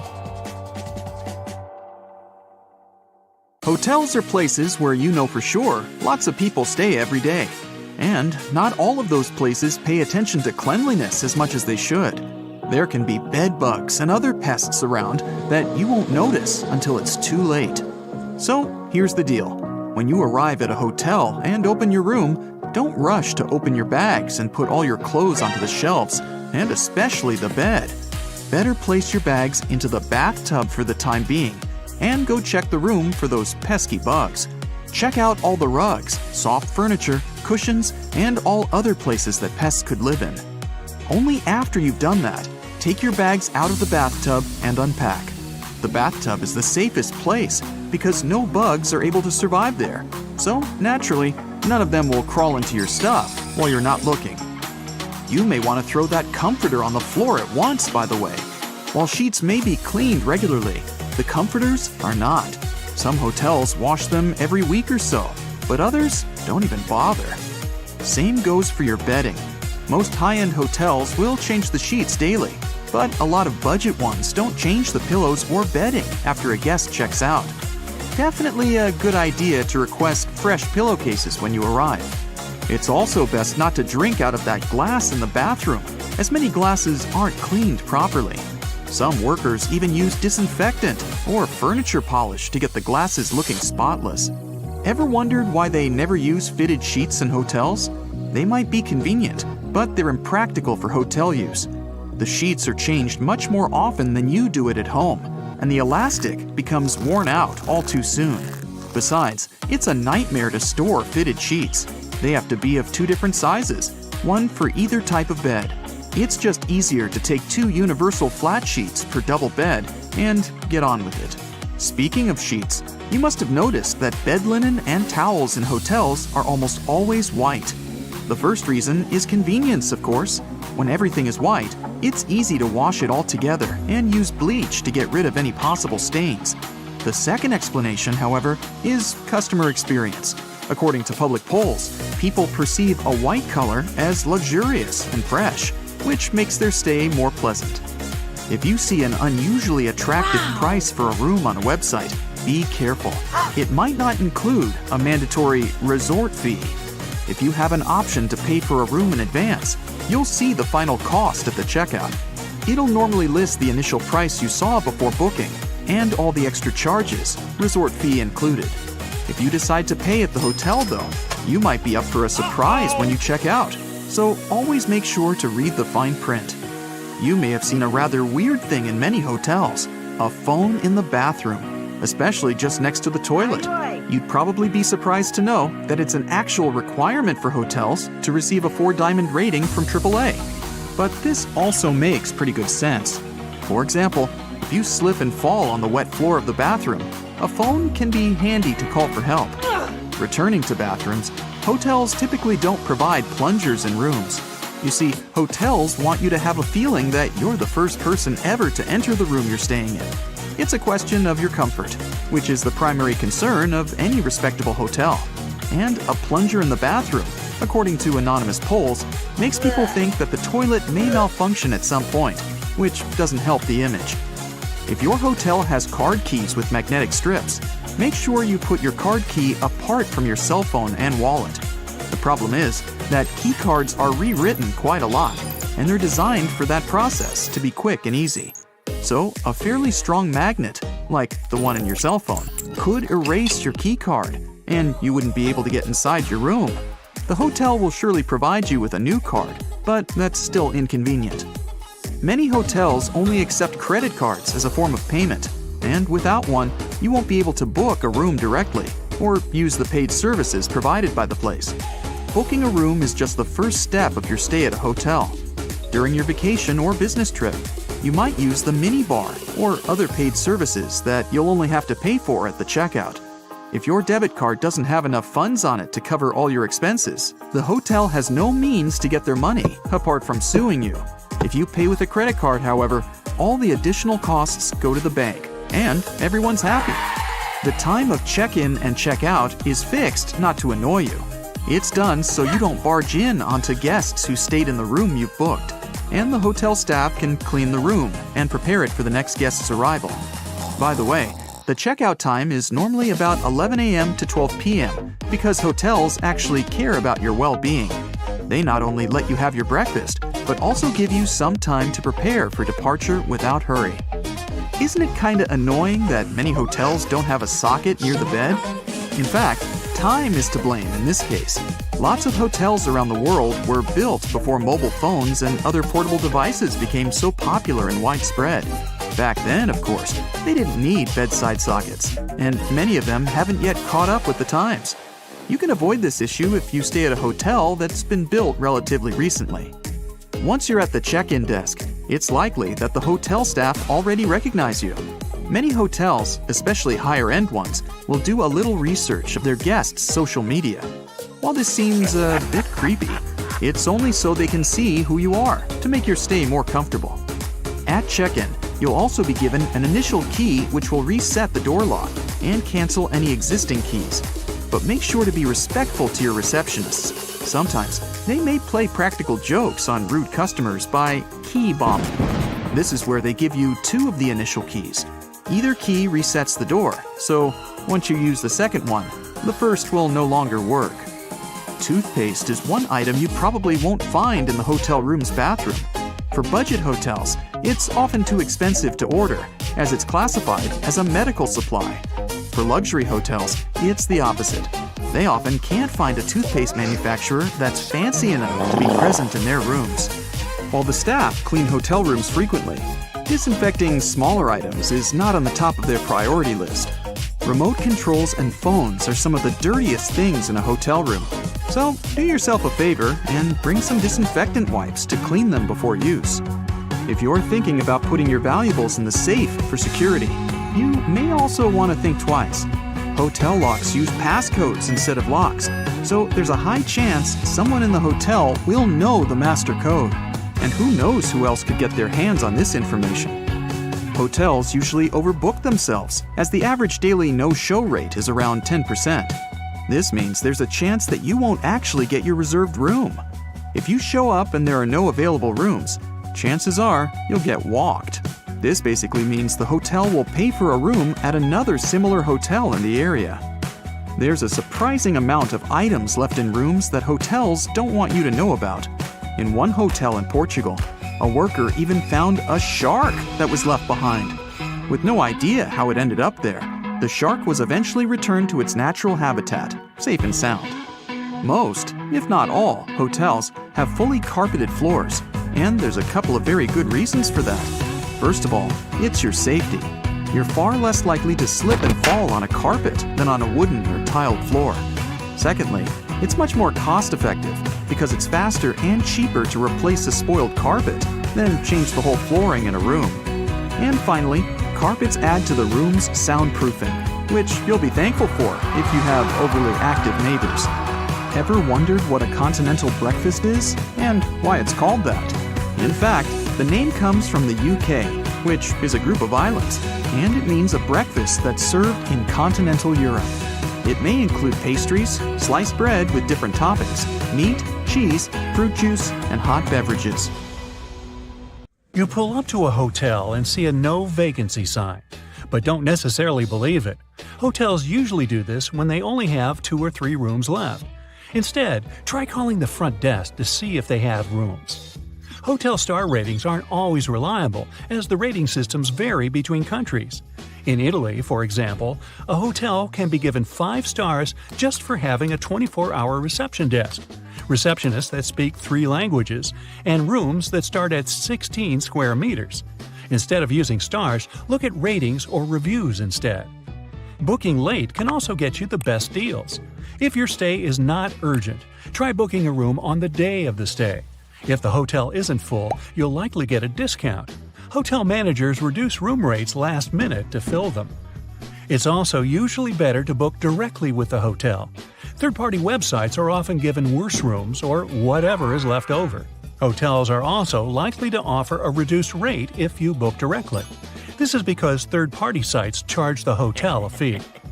Once you're at the check-in desk, it's likely that the hotel staff already recognize you. Many hotels, especially higher-end ones, will do a little research on their guests' social media. While this seems a bit creepy, it's only so they can see who you are to make your stay more comfortable. At check-in, you'll also be given an initial key which will reset the door lock and cancel any existing keys. But make sure to be respectful to your receptionist. Sometimes they might play practical jokes on rude customers by key bombing. This is where they give you 2 of the initial keys. Either key resets the door, so once you use the second one, the first will no longer work. If your key has a magnetic strip on it, make sure not to put it near your cell phone or wallet.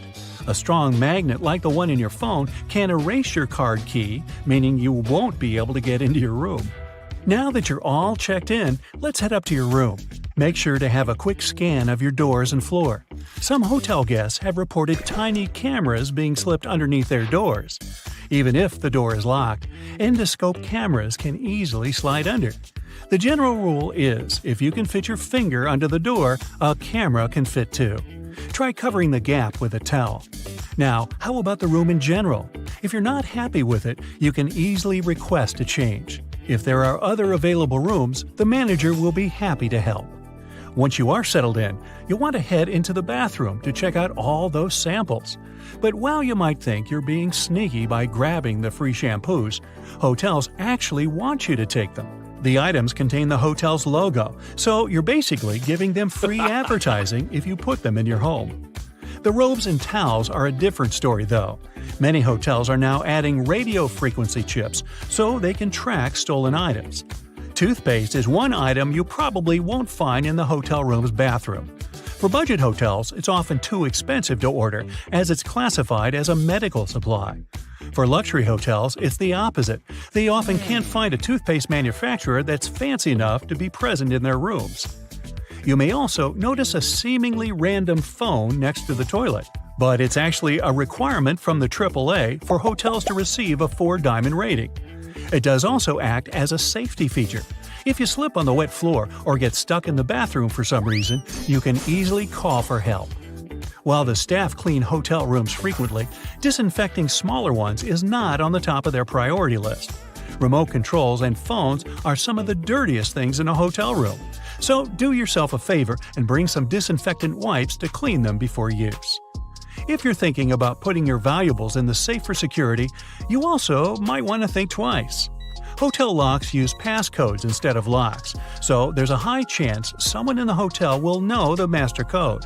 And who knows who else could get their hands on this information. You may also want to throw that comforter on the floor too. While sheets may be cleaned regularly, the comforters are not. Some hotels wash them every week or so, but others don't even bother. Ew. The same, I fear, goes for your sheets. Most high-end hotels will change the sheets daily, but a lot of budget ones don't change the pillows or bedding after a guest checks out. Definitely a good idea to request fresh pillowcases when you arrive. Now you're ready to kick back on the bed and rent a movie.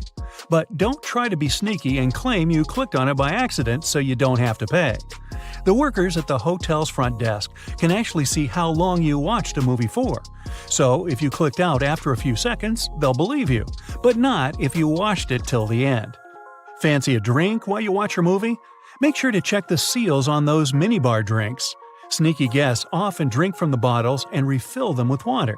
This way they waive the fee and you may be charged if housekeeping hasn't noticed.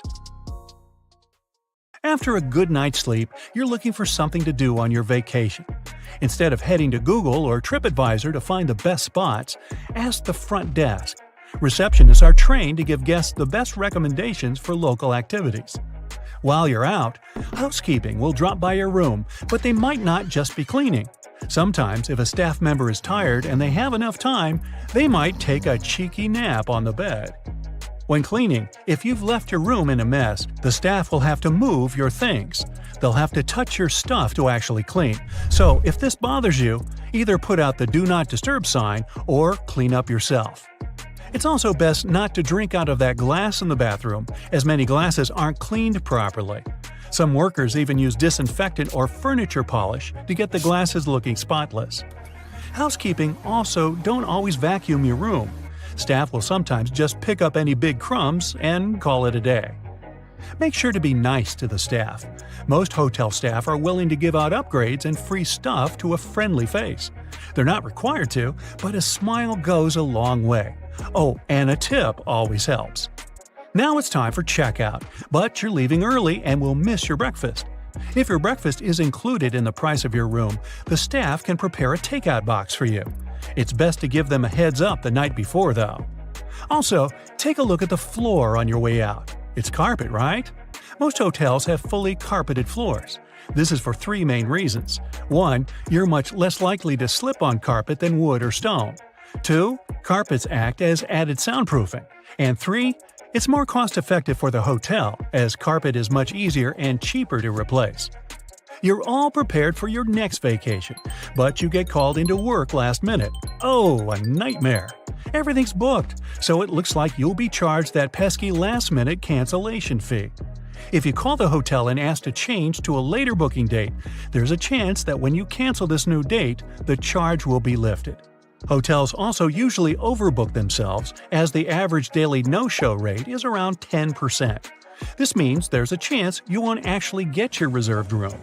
If you show up and there's no available rooms, chances are you'll get walked. This basically means the hotel will pay for a room at another similar hotel in the area. Most hotels also only accept credit cards as a form of payment. While it may be annoying, this is to ensure that they get their payment. Guests often use extra paid services, like the minibar, which they pay for at checkout. If your debit card doesn't have enough funds to cover the cost, the only way for the hotel to get the money is to sue you.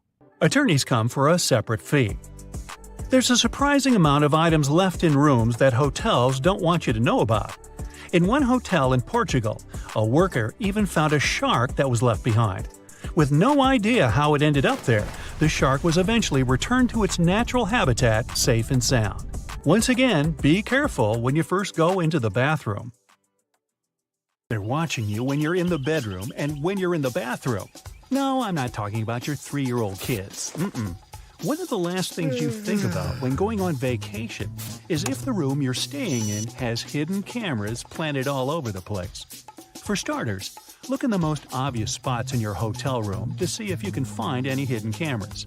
According to some experts, if you can't find anything in plain sight, then using your smartphone is enough for a basic sweep. Every camera has a lens, and all lenses reflect light.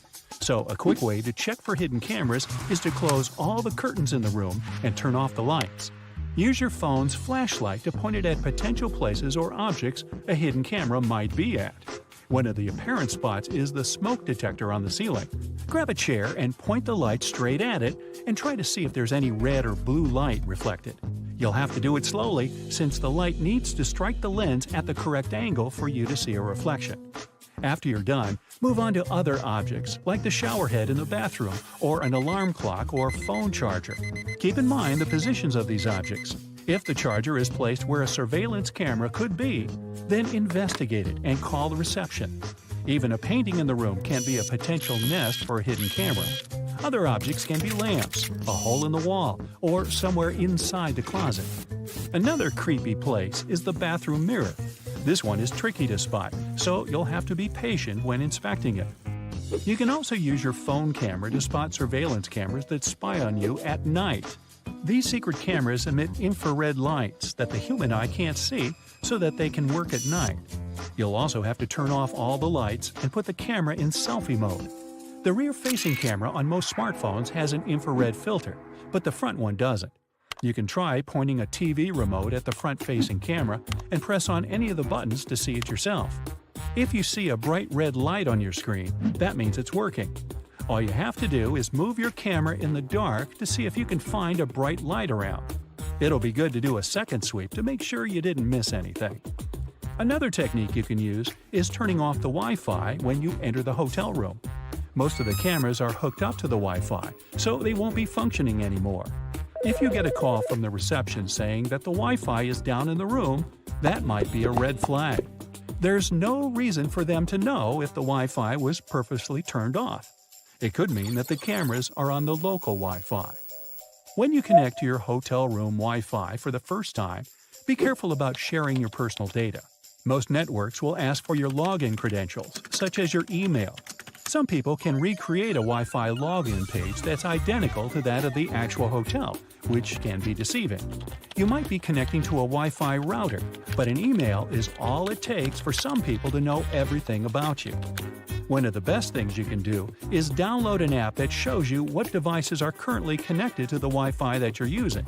It can show what smartphone, laptop, smart TV, and in the worst case, hidden cameras are connected. A radio frequency scanner can detect a wireless camera in the room, even if it's connected to its own Wi-Fi. It might be challenging, though, because of many wireless devices overcrowding the airways. You can pick up random signals even if you turn off all your devices and any wireless emitting signals. Intrusion into your personal life can go so far as someone tapping your mobile phone or landline to listen to your conversations. One way of eavesdropping on people's conversations is installing a microphone to a line that sends the audio wirelessly to a recorder from a remote transmitter. Almost anyone can get their hands on such equipment since it's not too expensive to buy and is available in many shops and online. If you notice strange sounds while talking on the phone, like clicking, distant voices, or that sound similar to an old record playing, then chances are someone is listening to your phone calls. These sounds aren't typical for a regular modern cell phone. Most bugging software runs in the background of your phone without you knowing, which drains the battery. There can be many explanations for why your phone battery keeps draining, but some software living on your phone, viruses, and malware will likely be the reason. You can also look out for unusual phone activity when you're not using your gadget. If your notifications keep popping up and you muted them, then maybe your phone is being bugged. In that case, they do not only have access to your phone calls, but your actual phone. They can fish out any picture, video, file, and information you have without you knowing it. If you try powering off your phone and it takes way longer than usual, it can be another sign of someone tracking your phone. For the phone to completely shut down, it needs to log out of all the tasks and activities properly. If your phone is transferring data to someone remotely, it might be the reason for the delay in shutting down. One of the biggest red flags is if you receive text messages that have random symbols and numbers.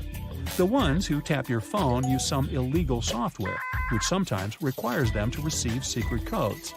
Make sure the text messages aren't something you subscribe to. Otherwise, contact someone who can help. If you scroll through your apps and notice something that shouldn't be there, or something that looks fishy, the app could be a disguise for a spying app. Also, check for weird history in your browsers for stuff you didn't search. You might notice your phone turning on and off randomly without you touching your phone. And worst of all, they can turn on your phone camera anytime they want without you knowing. If you feel like your phone is tampered with, then you have to factory reset everything. It wipes out all the data, including files, settings, and apps. The same risks apply to your laptop.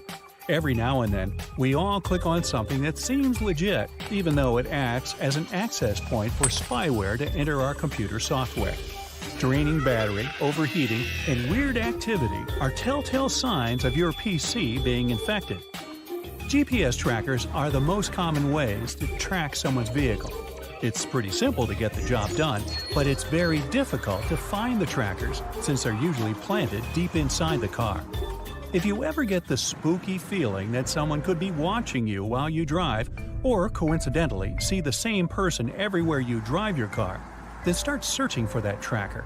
The most common places are underneath the car or near the back wheels.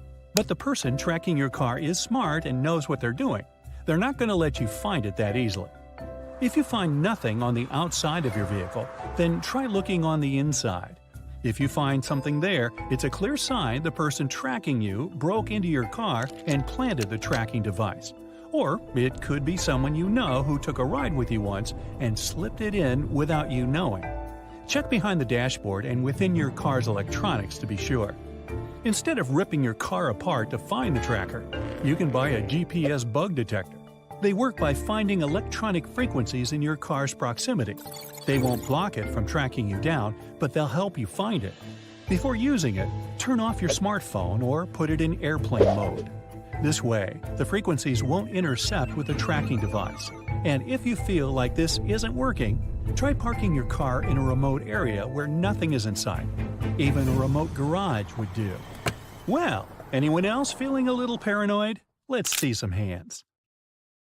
One Asian airline company has recently moved bathrooms and kitchens on a few of its new A330 NEOs. The main purpose of such a restructuring is to cram in a record 460 seats. That's 20 more than before.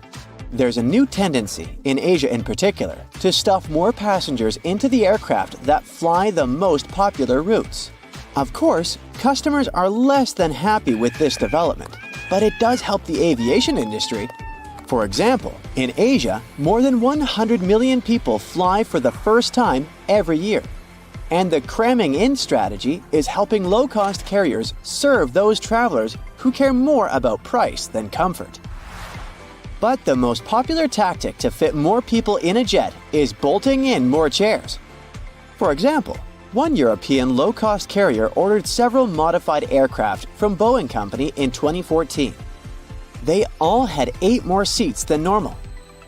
In 2017, another airline carrier started adding an extra seat into each economy row of its Boeing 777-300s. It cost each passenger an inch of personal space. These days, less legroom is the new normal. In the early 2000s, rows in economy class were 34 to 35 inches apart. Now, a distance of 30 to 31 inches is a regular occurrence. As for short flights, rows can be a mere 28 inches apart. Well, to get the maximum number of people on board, airlines have to sacrifice something.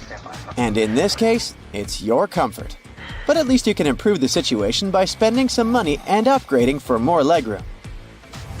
You wouldn't have been able to buy additional comfort during the flight if you had traveled by plane in the 1920s. Aircraft of that time shook a lot and were loud, cold, and unpressurized. Air travel was often slower than traveling by train. Plus, it was only possible during the day. Planes could hold no more than 20 passengers and reached a cruising altitude of 3,000 feet. For comparison, these days, airplanes usually cruise at an altitude of more than 30,000 feet. The average speed of an airplane at that time was around 100 miles per hour, and they had to make frequent stops to refuel. Flight attendants appeared only in the 1930s. That's when traveling by plane got a bit more comfortable. The service was better than in the previous decade. Plus, airplanes had been developed and improved. They became soundproofed and heated. The seats got upholstered. They could now fly way higher at around 13,000 feet. It reduced turbulence and allowed planes to move twice as fast. The first pressurized commercial airplane appeared in 1938. The 1950s are often called the golden age of air travel.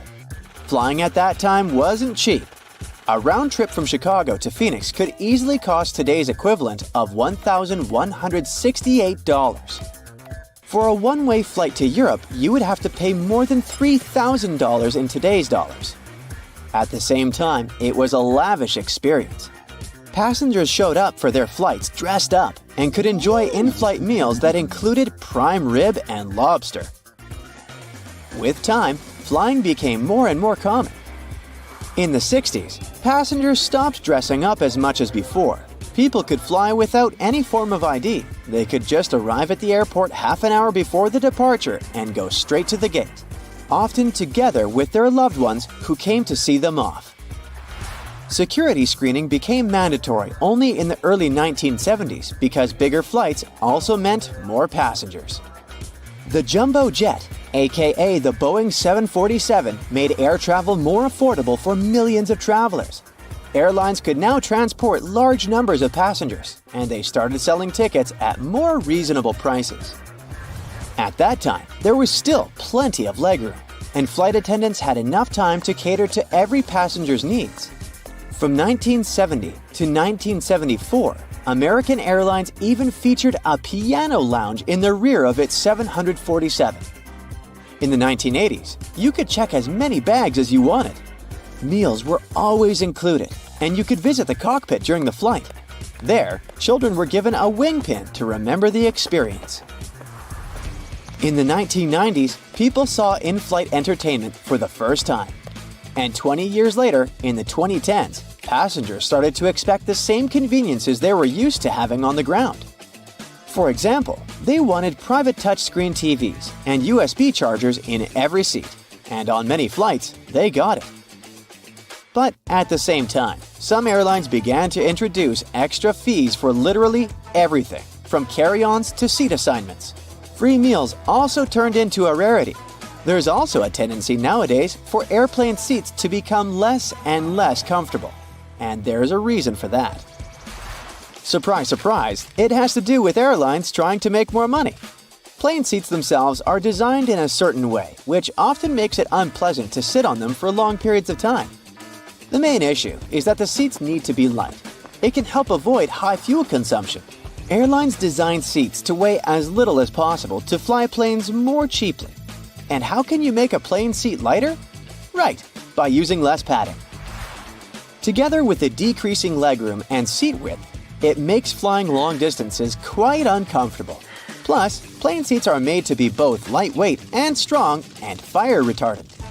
So they usually have an aluminum frame and some kind of urethane foam attached to it. Some seats even have Kevlar in them. All this is covered with leather, which is used to make seats look nicer. It also allows flight attendants to clean up spills easily. When choosing a seat on a plane, you should keep in mind a number of important moments. If you often get motion sickness, pick a seat over the wing. This way you'll feel less turbulence. If you have a short connecting time, opt for a seat in the front. If you're traveling with somebody, pick a window and an aisle seat in the back of the plane. Unless the flight is sold out, the chance is high that the middle seat between you will remain unoccupied. If you're planning to sleep during your flight, go with a window seat. If you feel you might need easy access to the bathroom during the flight, pick an aisle seat towards the back of the aircraft. And if you need to have a small bag with you during the flight, avoid picking a bulkhead seat. They usually don't have anywhere to store your carry-on other than the overhead bins. Oh, and speaking of your luggage, while packing your bag, try to use all the space available to you. It's a great idea to put small items like socks or a swimsuit inside your shoes. Pack your scarf and belt into your handbag. If you're going to travel with a backpack, put the heaviest items at the bottom. Also, try to roll everything. This way, your clothes will take up less space and will wrinkle less. When going on a trip, leave your large wallet at home. Instead, put all your essentials like your passport or cash into a small container or even a toiletries bag. You can also use a mint tin to keep your credit cards and money. Put everything inside, then cover it with a piece of paper and fill the tin with mints. Now, you've got the perfect hiding spot. Take a picture of everything that you've packed in your bag before you go to the airport. This way, if your luggage is lost, you'll be able to make a claim with the airline or your insurance company by showing them the items that have been lost. It's bound to increase your chances of receiving compensation for your stuff. You may also consider printing out a copy of your boarding pass and putting it inside your suitcase. This way, if your suitcase gets lost, it will be easier for the airport workers to identify it. So, why did people decide to add heels to shoes? Because they already had tongues? No. The heel invention dates back to the 10th century, and the original goal was to make horse riding more comfortable. Low heels let them fix their feet better in the stirrups to prevent slipping off. After many years, by the 17th century, shoes with heels became a fashionable trend in Europe. People wore them to show they had a horse, and this way tell everybody they were rich. Now, remember the chewing gum Turbo and its unusual shape? They created such a shape to make the gum look like a track from a racing car tire. 10, 9, 8, 7. Space engineers didn't invent the countdown. It was created by Austrian-German-American film director Fritz Lang in 1929. One of his films included a scene with the countdown. Then NASA decided to steal it. Use it. Now, you take a spaghetti spoon with big teeth. See that hole in the middle? Its purpose is not to take out pasta. Use this circle to determine how much of it one person needs. The amount of dry spaghetti that fits in the hole is one standard serving. You don't have to guess how much spaghetti to cook for 3 people. Measure it with the spoon. In a supermarket, you pass by a shelf with eggs and try to decide which ones are better, the white ones or the brown ones. There's practically no difference between them. The egg's color depends on the breed of the chicken. These birds produce 2 different color pigments. You can take eggs of any color because the nutritional components of the eggs are almost the same. So, what came first, the brown egg or the white egg? Never mind. It's enough to use a small amount of toothpaste to brush your teeth, the size of a pea. But the ads show that you have to cover the entire toothbrush with paste as a marketing ploy. You see, manufacturers want you to buy a new tube faster. Now, a plane leaves white lines behind in the blue sky thanks to the condensation of carbon dioxide, steam, and burning fuel. In winter, steam comes out of your mouth. The same principle works here. It's always icy at the altitudes where planes are flying. Exhaust and hot air comes out of the turbines. When it collides with cold air, it creates thick lines of steam. Now, chefs' big hats indicate their status in the kitchen. It's kind of like heels. The chef wears the tallest hat. Thanks to it, it's easy to find them in a kitchen among the staff. The number of folds on the hat means the number of ways the chef can cook eggs. Of course, modern kitchens no longer adhere to these traditions, but a hat is still a must. Thanks to it, not a single hair falls into the food, thank goodness. Doctors wear hats for the same reason, to prevent hairs from falling into the patient's soup during surgery. Well, actually, there's no surgical soup. I made that up. They install cameras in shops, banks, and hospitals to monitor everything. If something happens, you can call the police or rescuers. The camera really helps to solve a lot of problems. So, why are there no cameras on planes? The crew keeps order on the plane, but they won't be able to do anything if something serious happens. Besides, there's nowhere to run on the plane. During the flight, the cameras are useless, and after the flight, the words of the passengers work ideally instead of cameras. So, if cameras do no good, then why spend money on them? Now, almost all hotels have white bed sheets. They choose this color specifically to show how high their standards of cleanliness are. The white and brighter the sheets are, the more luxurious the hotel seems. It's much easier to see dirt and stains on white linen. It's like proof that you've checked into a clean room. Ever wonder why a computer mouse is called like that? Well, in 1968, Douglas Engelbart of Stanford Research Institute introduced the computer mouse. He couldn't remember why it was called like that. The reason was probably that this little device with a wire really looks like a mouse with a tail. Gasoline looks like a rainbow in a puddle because it can't mix with water. It forms a thin membrane over it. When light reflects from it and the water at the same time, you've got a rainbow.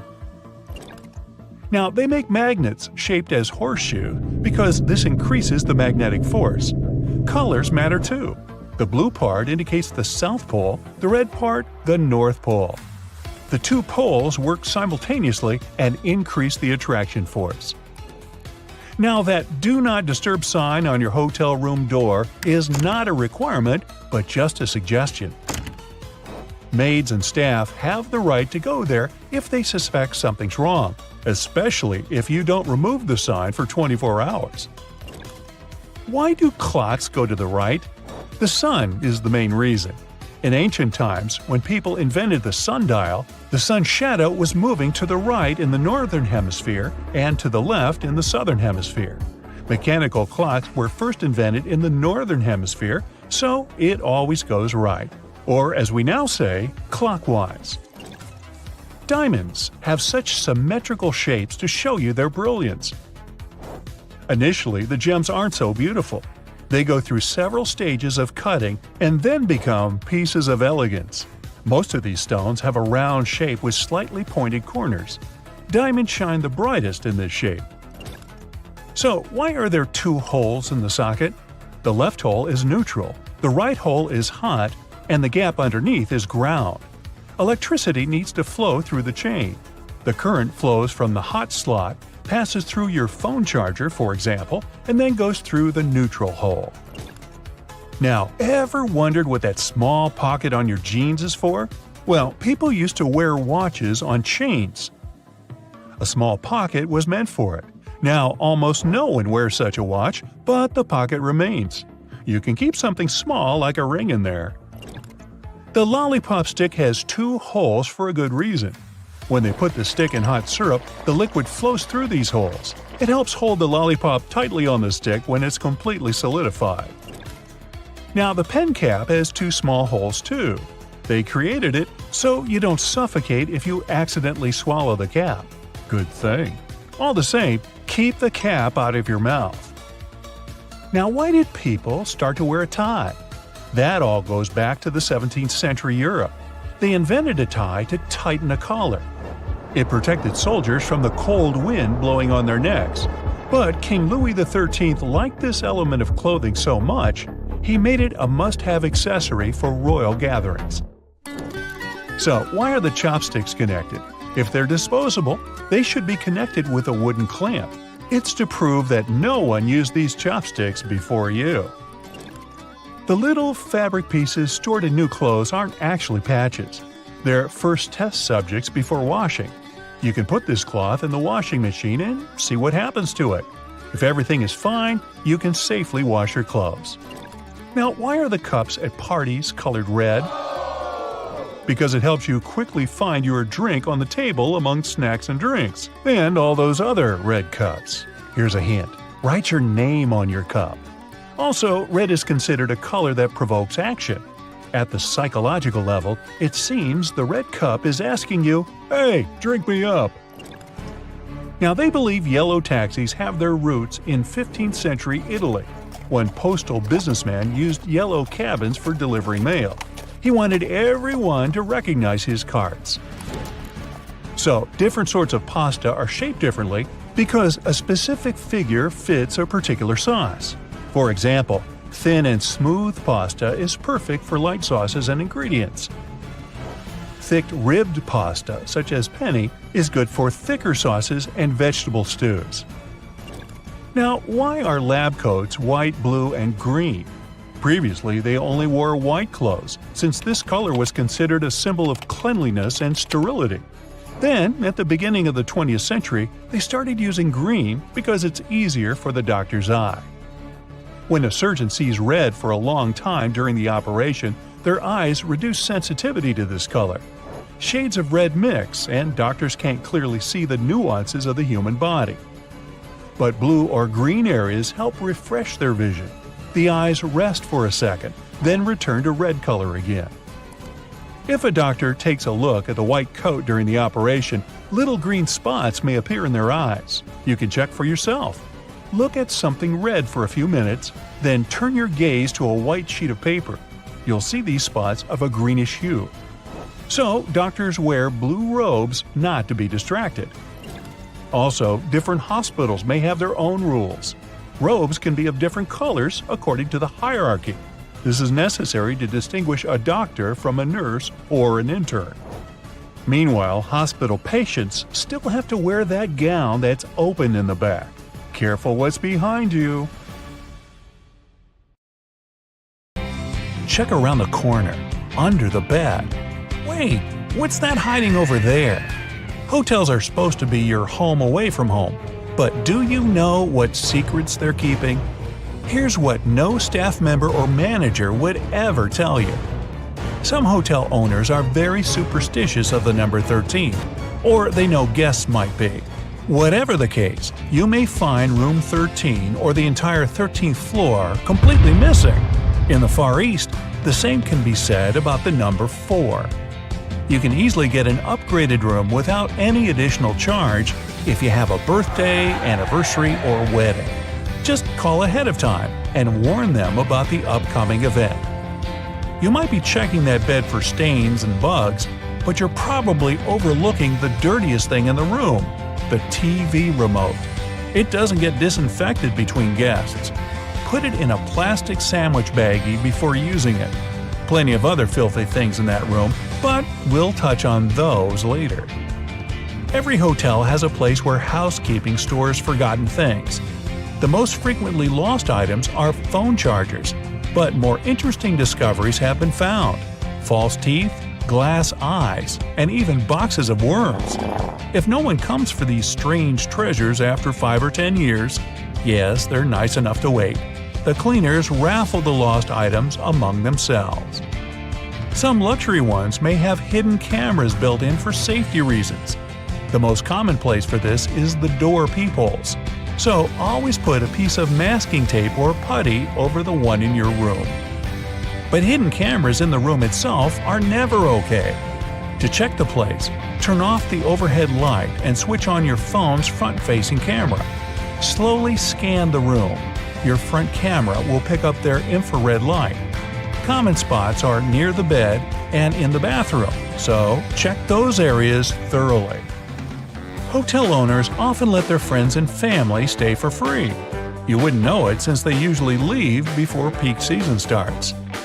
The employees and cleaners also get in on some perks. They keep towels, slippers, bathrobes, and shampoos.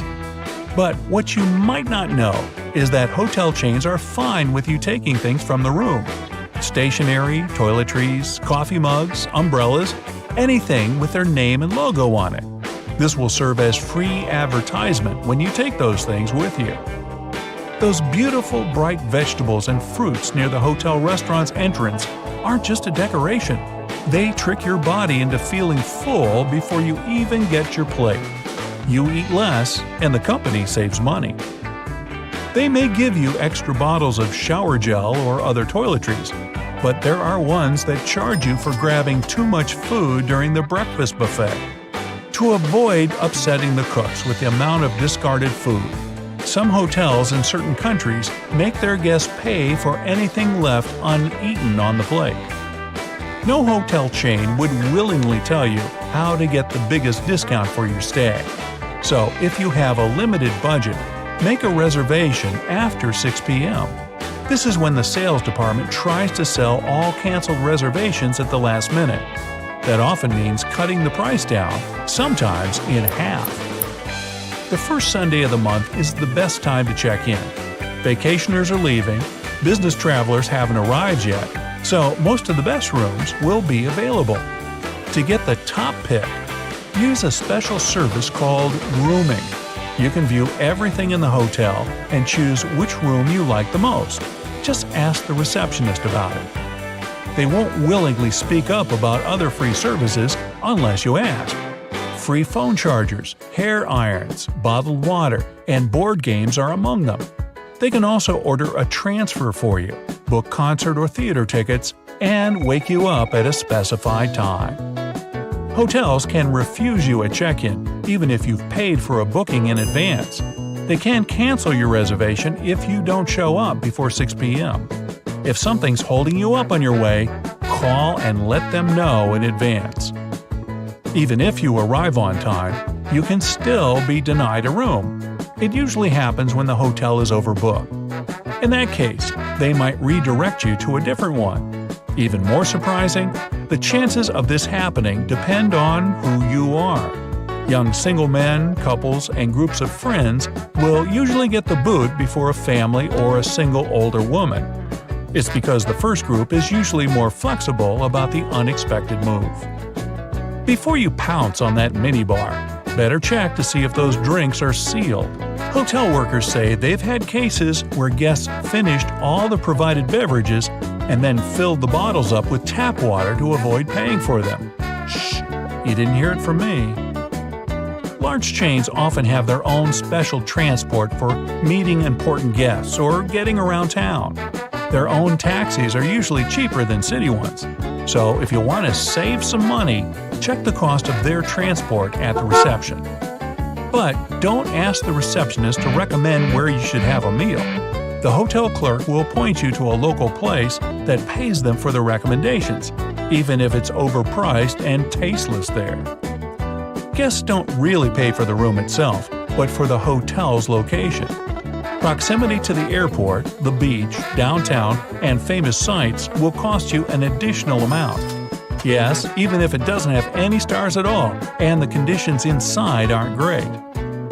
Think twice before handing over your keys for valet parking. There have been cases when hotel workers took an expensive car for a joyride and even filmed it. My car? No. A famous person could be staying in the room right next to you. Nobody would know it since they get to use made-up names to conceal their identity. For the rest of us common folk, that's not allowed. You requested a single room with a big bed and a nice view of the beach. What you got? A room with 2 small beds and a lovely view of a brick wall. It happens all the time. But they're supposed to give you compensation or some free service to make up for the difference. Know your right to this if the manager doesn't offer. The safe in your room can be anything but safe. If you have some valuables, ask the receptionist to put them in the main hotel safe up front. This place is usually much more secure since all the staff doesn't have access to it. Although hotel chairs and sofas look clean, wait till you see one under a microscope. Don't sit on them without first laying down a towel or blanket. You don't know if the guest before you had their feet up on the furniture. And their feet would certainly be filthy since the room's carpets are rarely shampooed, maybe once a year or even less. That being said, don't walk on them barefoot. If you use slippers or keep your shoes on, make sure to put shower caps on the bottoms when you pack them into your suitcase before leaving. Same story with that bed. Before you lie down on it, know that the cleaning staff might launder the linens between guests, but not that big, beautiful, germy bedspread. Don't touch the drinking glasses either. Even if they get a wipe down, it was probably with the same cloth used to clean other surfaces. Why? Well, because staff have only 20 to 30 minutes to clean each room completely. So they need to do it quickly, not thoroughly. Things that often get overlooked: light switches, door and drawer handles, remotes. Ironically enough, it's the things that get touched most often.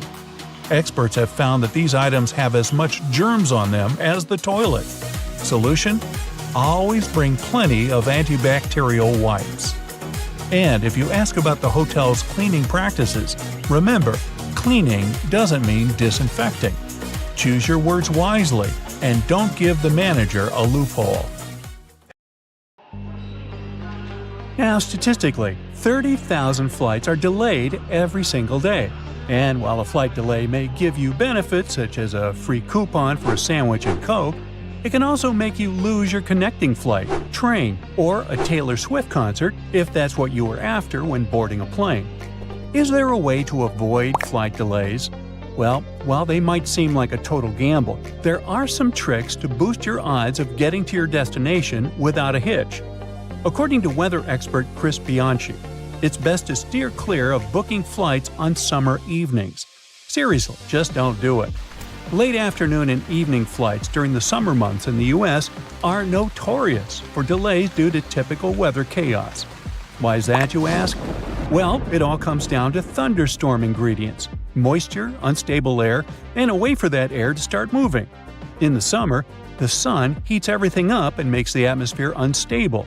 The warm air near the ground rises, cools down as it goes up, and presto! You get clouds that may just decide to throw a thunderstorm party. Unfortunately, the guest list includes your flight delay. Conversely, you can choose the best time to fly. There's no guarantee your flight won't be delayed, but you can snatch the best price at least. So if you book a flight for midweek, let's say Wednesday, it'll probably help you save up to 17% of the initial price. That's around $56 if we speak of domestic flights, not to mention transatlantic ones. But it's not just about the day you book. Timing is crucial. Catch flights early or late. Think 4 a.m. and red eyes for better deals and fewer crowds. Avoid flying from 9 a.m. to 11 a.m. and from 2 p.m. to 4 p.m. if you can. Long story short, the best days to fly are Tuesday and Wednesday, and the worst day is Sunday. And don't forget the summer season. If you want to have a decent price for your vacay destination, make sure to book that well beforehand. So, you managed to secure the best prices for your tickets. Is there anything important you should know about your luggage? Yep. Once you arrive at your accommodation, you should immediately toss your suitcase into the bathtub. Well, it might sound a bit weird. It's actually pretty smart. And the biggest reason for that is bed bugs. Those creepy little pests love to hide in beds, couches, and even your clothes. And they're all about munching on human blood. Ooh. If they're hanging out in your hotel room, they gladly hitch a ride back home with you in your luggage. So, you should avoid putting your bags on soft surfaces or the bed when you first get to your room. Bedbugs usually chill out on mattresses, box springs, and in furniture cracks. If there's no bathtub in your room, just keep your suitcase in the bathroom, as they're way less to have these little bloodsuckers. You can leave your luggage there while you give your room a good look over for any unwanted guests, or just keep it in the bathroom for your entire stay. Another weird thing you should totally do in a hotel is stashing a towel by your hotel room door. You see, wrapping a small towel around your door's safety latch can really add to your peace of mind. Just pop the towel around the latch and lock it up. This tiny step makes it a lot harder for anyone to get in unexpectedly. And to make it easier to remember, just keep that towel right by your door so you can use it every time you head back to your room. If you ever wanted to know what happens to your baggage when you're on board a plane, the short answer is nobody knows, not even the staff. Baggage is sorted automatically. Scanners scan the barcode and sort the baggage according to its destination. The three main tasks of airport baggage handlers are to move your bags from the check-in area to the gate, to move them from one gate to another when you have a connecting flight, and to move your bags from the plane to the baggage claim area. So, if your baggage doesn't move fast enough, it can be late for your connecting flight. Or the exact opposite. Your bag can get to your destination before you do, because you're stuck at passport control. Now, some people also claim that you might experience some problems if you forget to tear off old stickers showing a different destination. There's an opinion that, in this case, the scanner might send your baggage to the wrong country. Oops. So, you arrive at the airport eagerly anticipating a well-deserved break from work, park your car in the lot, and discover the steep fees for leaving it there. Why is it so expensive? Airport parking facilities operate like any other business. The expenses involved include the cost of the land, the construction of the parking area, and ongoing maintenance, all of which can add up significantly. Ultimately, someone has to cover all these costs. Furthermore, the convenience of parking close to the airport contributes to the higher prices. If you're not willing to spend extra for this added convenience, consider taking a taxi instead. By the way, the world's most expensive airport parking will make you shell out around $500 a week. It's located in Doha, Qatar, and it's earned accolades for the top-notch quality it provides. I mean, it's not surprising for this money. So, you may find it a bit weird that the flight crew is all about where your window shades are. But there's a good reason. They want to help everyone get used to the natural light outside. Plus, it's super important for a smooth boarding and deplaning experience. In case things go sideways during an emergency, you definitely won't want to be blinded when trying to get out of the plane. Also, keeping the window shades up during takeoff and landing lets the ground crew keep an eye on what's happening inside the cabin. If something goes wrong, like a fire, they can spot it right away and jump into action. If the shades are closed, they might miss crucial signs, which can slow down their response when every second counts. When you're going through security, put your stuff on the conveyor belt in an order that will make it easy to repack later. Start with your backpack so that you can toss things right in as they come out. If you have a laptop or any pricey gadgets, stick them in the middle or in the second tray to keep them safe. Basically, you need to put your valuable stuff between your personal items in the first tray, and your carry-on should be the last to go. This will keep your electronics from getting mixed up with other people's stuff. When it comes to packing, you should totally think about just going with a carry-on for a change. The freedom you get is amazing. And even if you decide to check a bag, definitely bring a carry-on with you. Pack a whole outfit in there. While stolen or lost baggage isn't really common, only 3% of luggage doesn't make it to the destination. Baggage delays happen all the time. So, having a backup outfit will save you from looking like a hot mess while you wait for your stuff to show up. We all love snagging those emergency exit rows for some extra legroom, but let's chat about which seats you might want to steer clear of. First off, avoid the seats directly in front of the emergency exits. They usually don't decline. And if you're eyeing those seats in the very back, keep in mind they don't recline either. But hey, there are some perks to sitting in the back. You'll be super close to the bathroom, and there's a good chance you might get a whole row to yourself, since most folks usually skip the last row. Oh, and if you're looking for tips on seat choices for different planes, there are plenty of websites that can help you find the best spots and warn you about the ones to avoid, like those without windows. So there. Alright, window seat on a flight to Hawaii. You get comfy and are about to have the flight of your life. As it goes on, you look out to the darkness and can't even see the clouds as you're cruising above the ocean. You notice that the flight attendant is asking everyone to shut the shades on the windows, including yours. The reason is that they want the passengers to be comfortable with the lighting. If an emergency happens, it'll take your eyes more time to adjust if there is light coming from the outside of the plane and the inside. If a power outage happens and the shades are shut, it'll be easier to act since your eyes are adjusted to the surroundings. Every second counts during times like this. Passengers are asked to leave the shades open during takeoffs during the day. And during a day flight, the cabin crew also asks passengers to leave the shades open so that the natural light outside illuminates the plane's interior. Now, there has never been an incident in history where a phone's signal interference caused any problems during a flight. The idea is that when you're thousands of feet in the sky, your phone signal will bounce off different towers and the signal will get more powerful. This normally won't be a problem in mid-flight when the pilots aren't doing much work. The real concentration and critical moments are during the landing and the takeoff. The phone signals will just flood the networks on the ground, which will make the pilot's job just a little bit more annoying. Now, it seems to bother you that the windows on the plane are so small given the improved technology over the years. The windows on airplanes are so small relative to the size because they need to maximize the hull between them and increase the strength of the frame. The overall frame over the plane is actually at its strongest if there aren't any windows at all. Metal fatigue occurs over time, originating at the weak points of the plane. The bigger the windows, the weaker the frame. You lift the shades just to take a peek outside. You're so far from the ground, it looks like you're actually closer to space than Earth, but you're only 7% the distance from where astronauts go.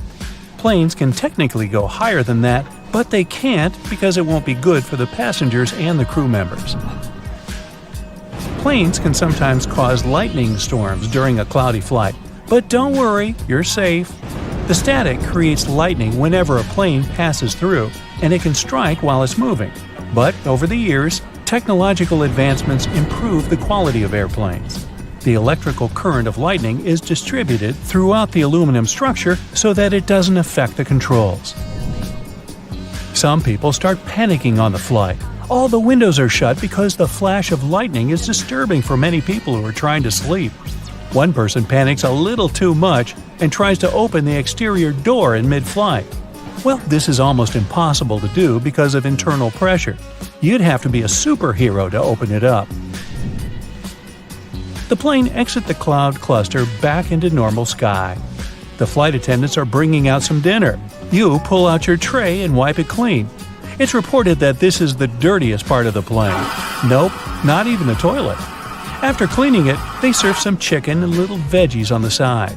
The smell is incredible, but when you take a bite, it somehow doesn't taste as good. It's because the difference in air pressure and the low humidity alters your taste buds, especially the sweet tooth part and the salty buds. Only a few hours left until you arrive at your destination. You wake up and the flight attendants ask you to put on your seatbelt and tuck in your tray. The plane lands and parks. You're the last one out and make your way to the baggage claim. The conveyor belt rotates, but you don't see your bags. When flights lose your baggage, there's a pretty good chance that they're still in the location where you traveled from. Occasionally, they can end up on other flights due to human error. The flight agencies can recover your luggage if you file that they're missing. You read the signs on the flight destination screen showing the arrivals and departures.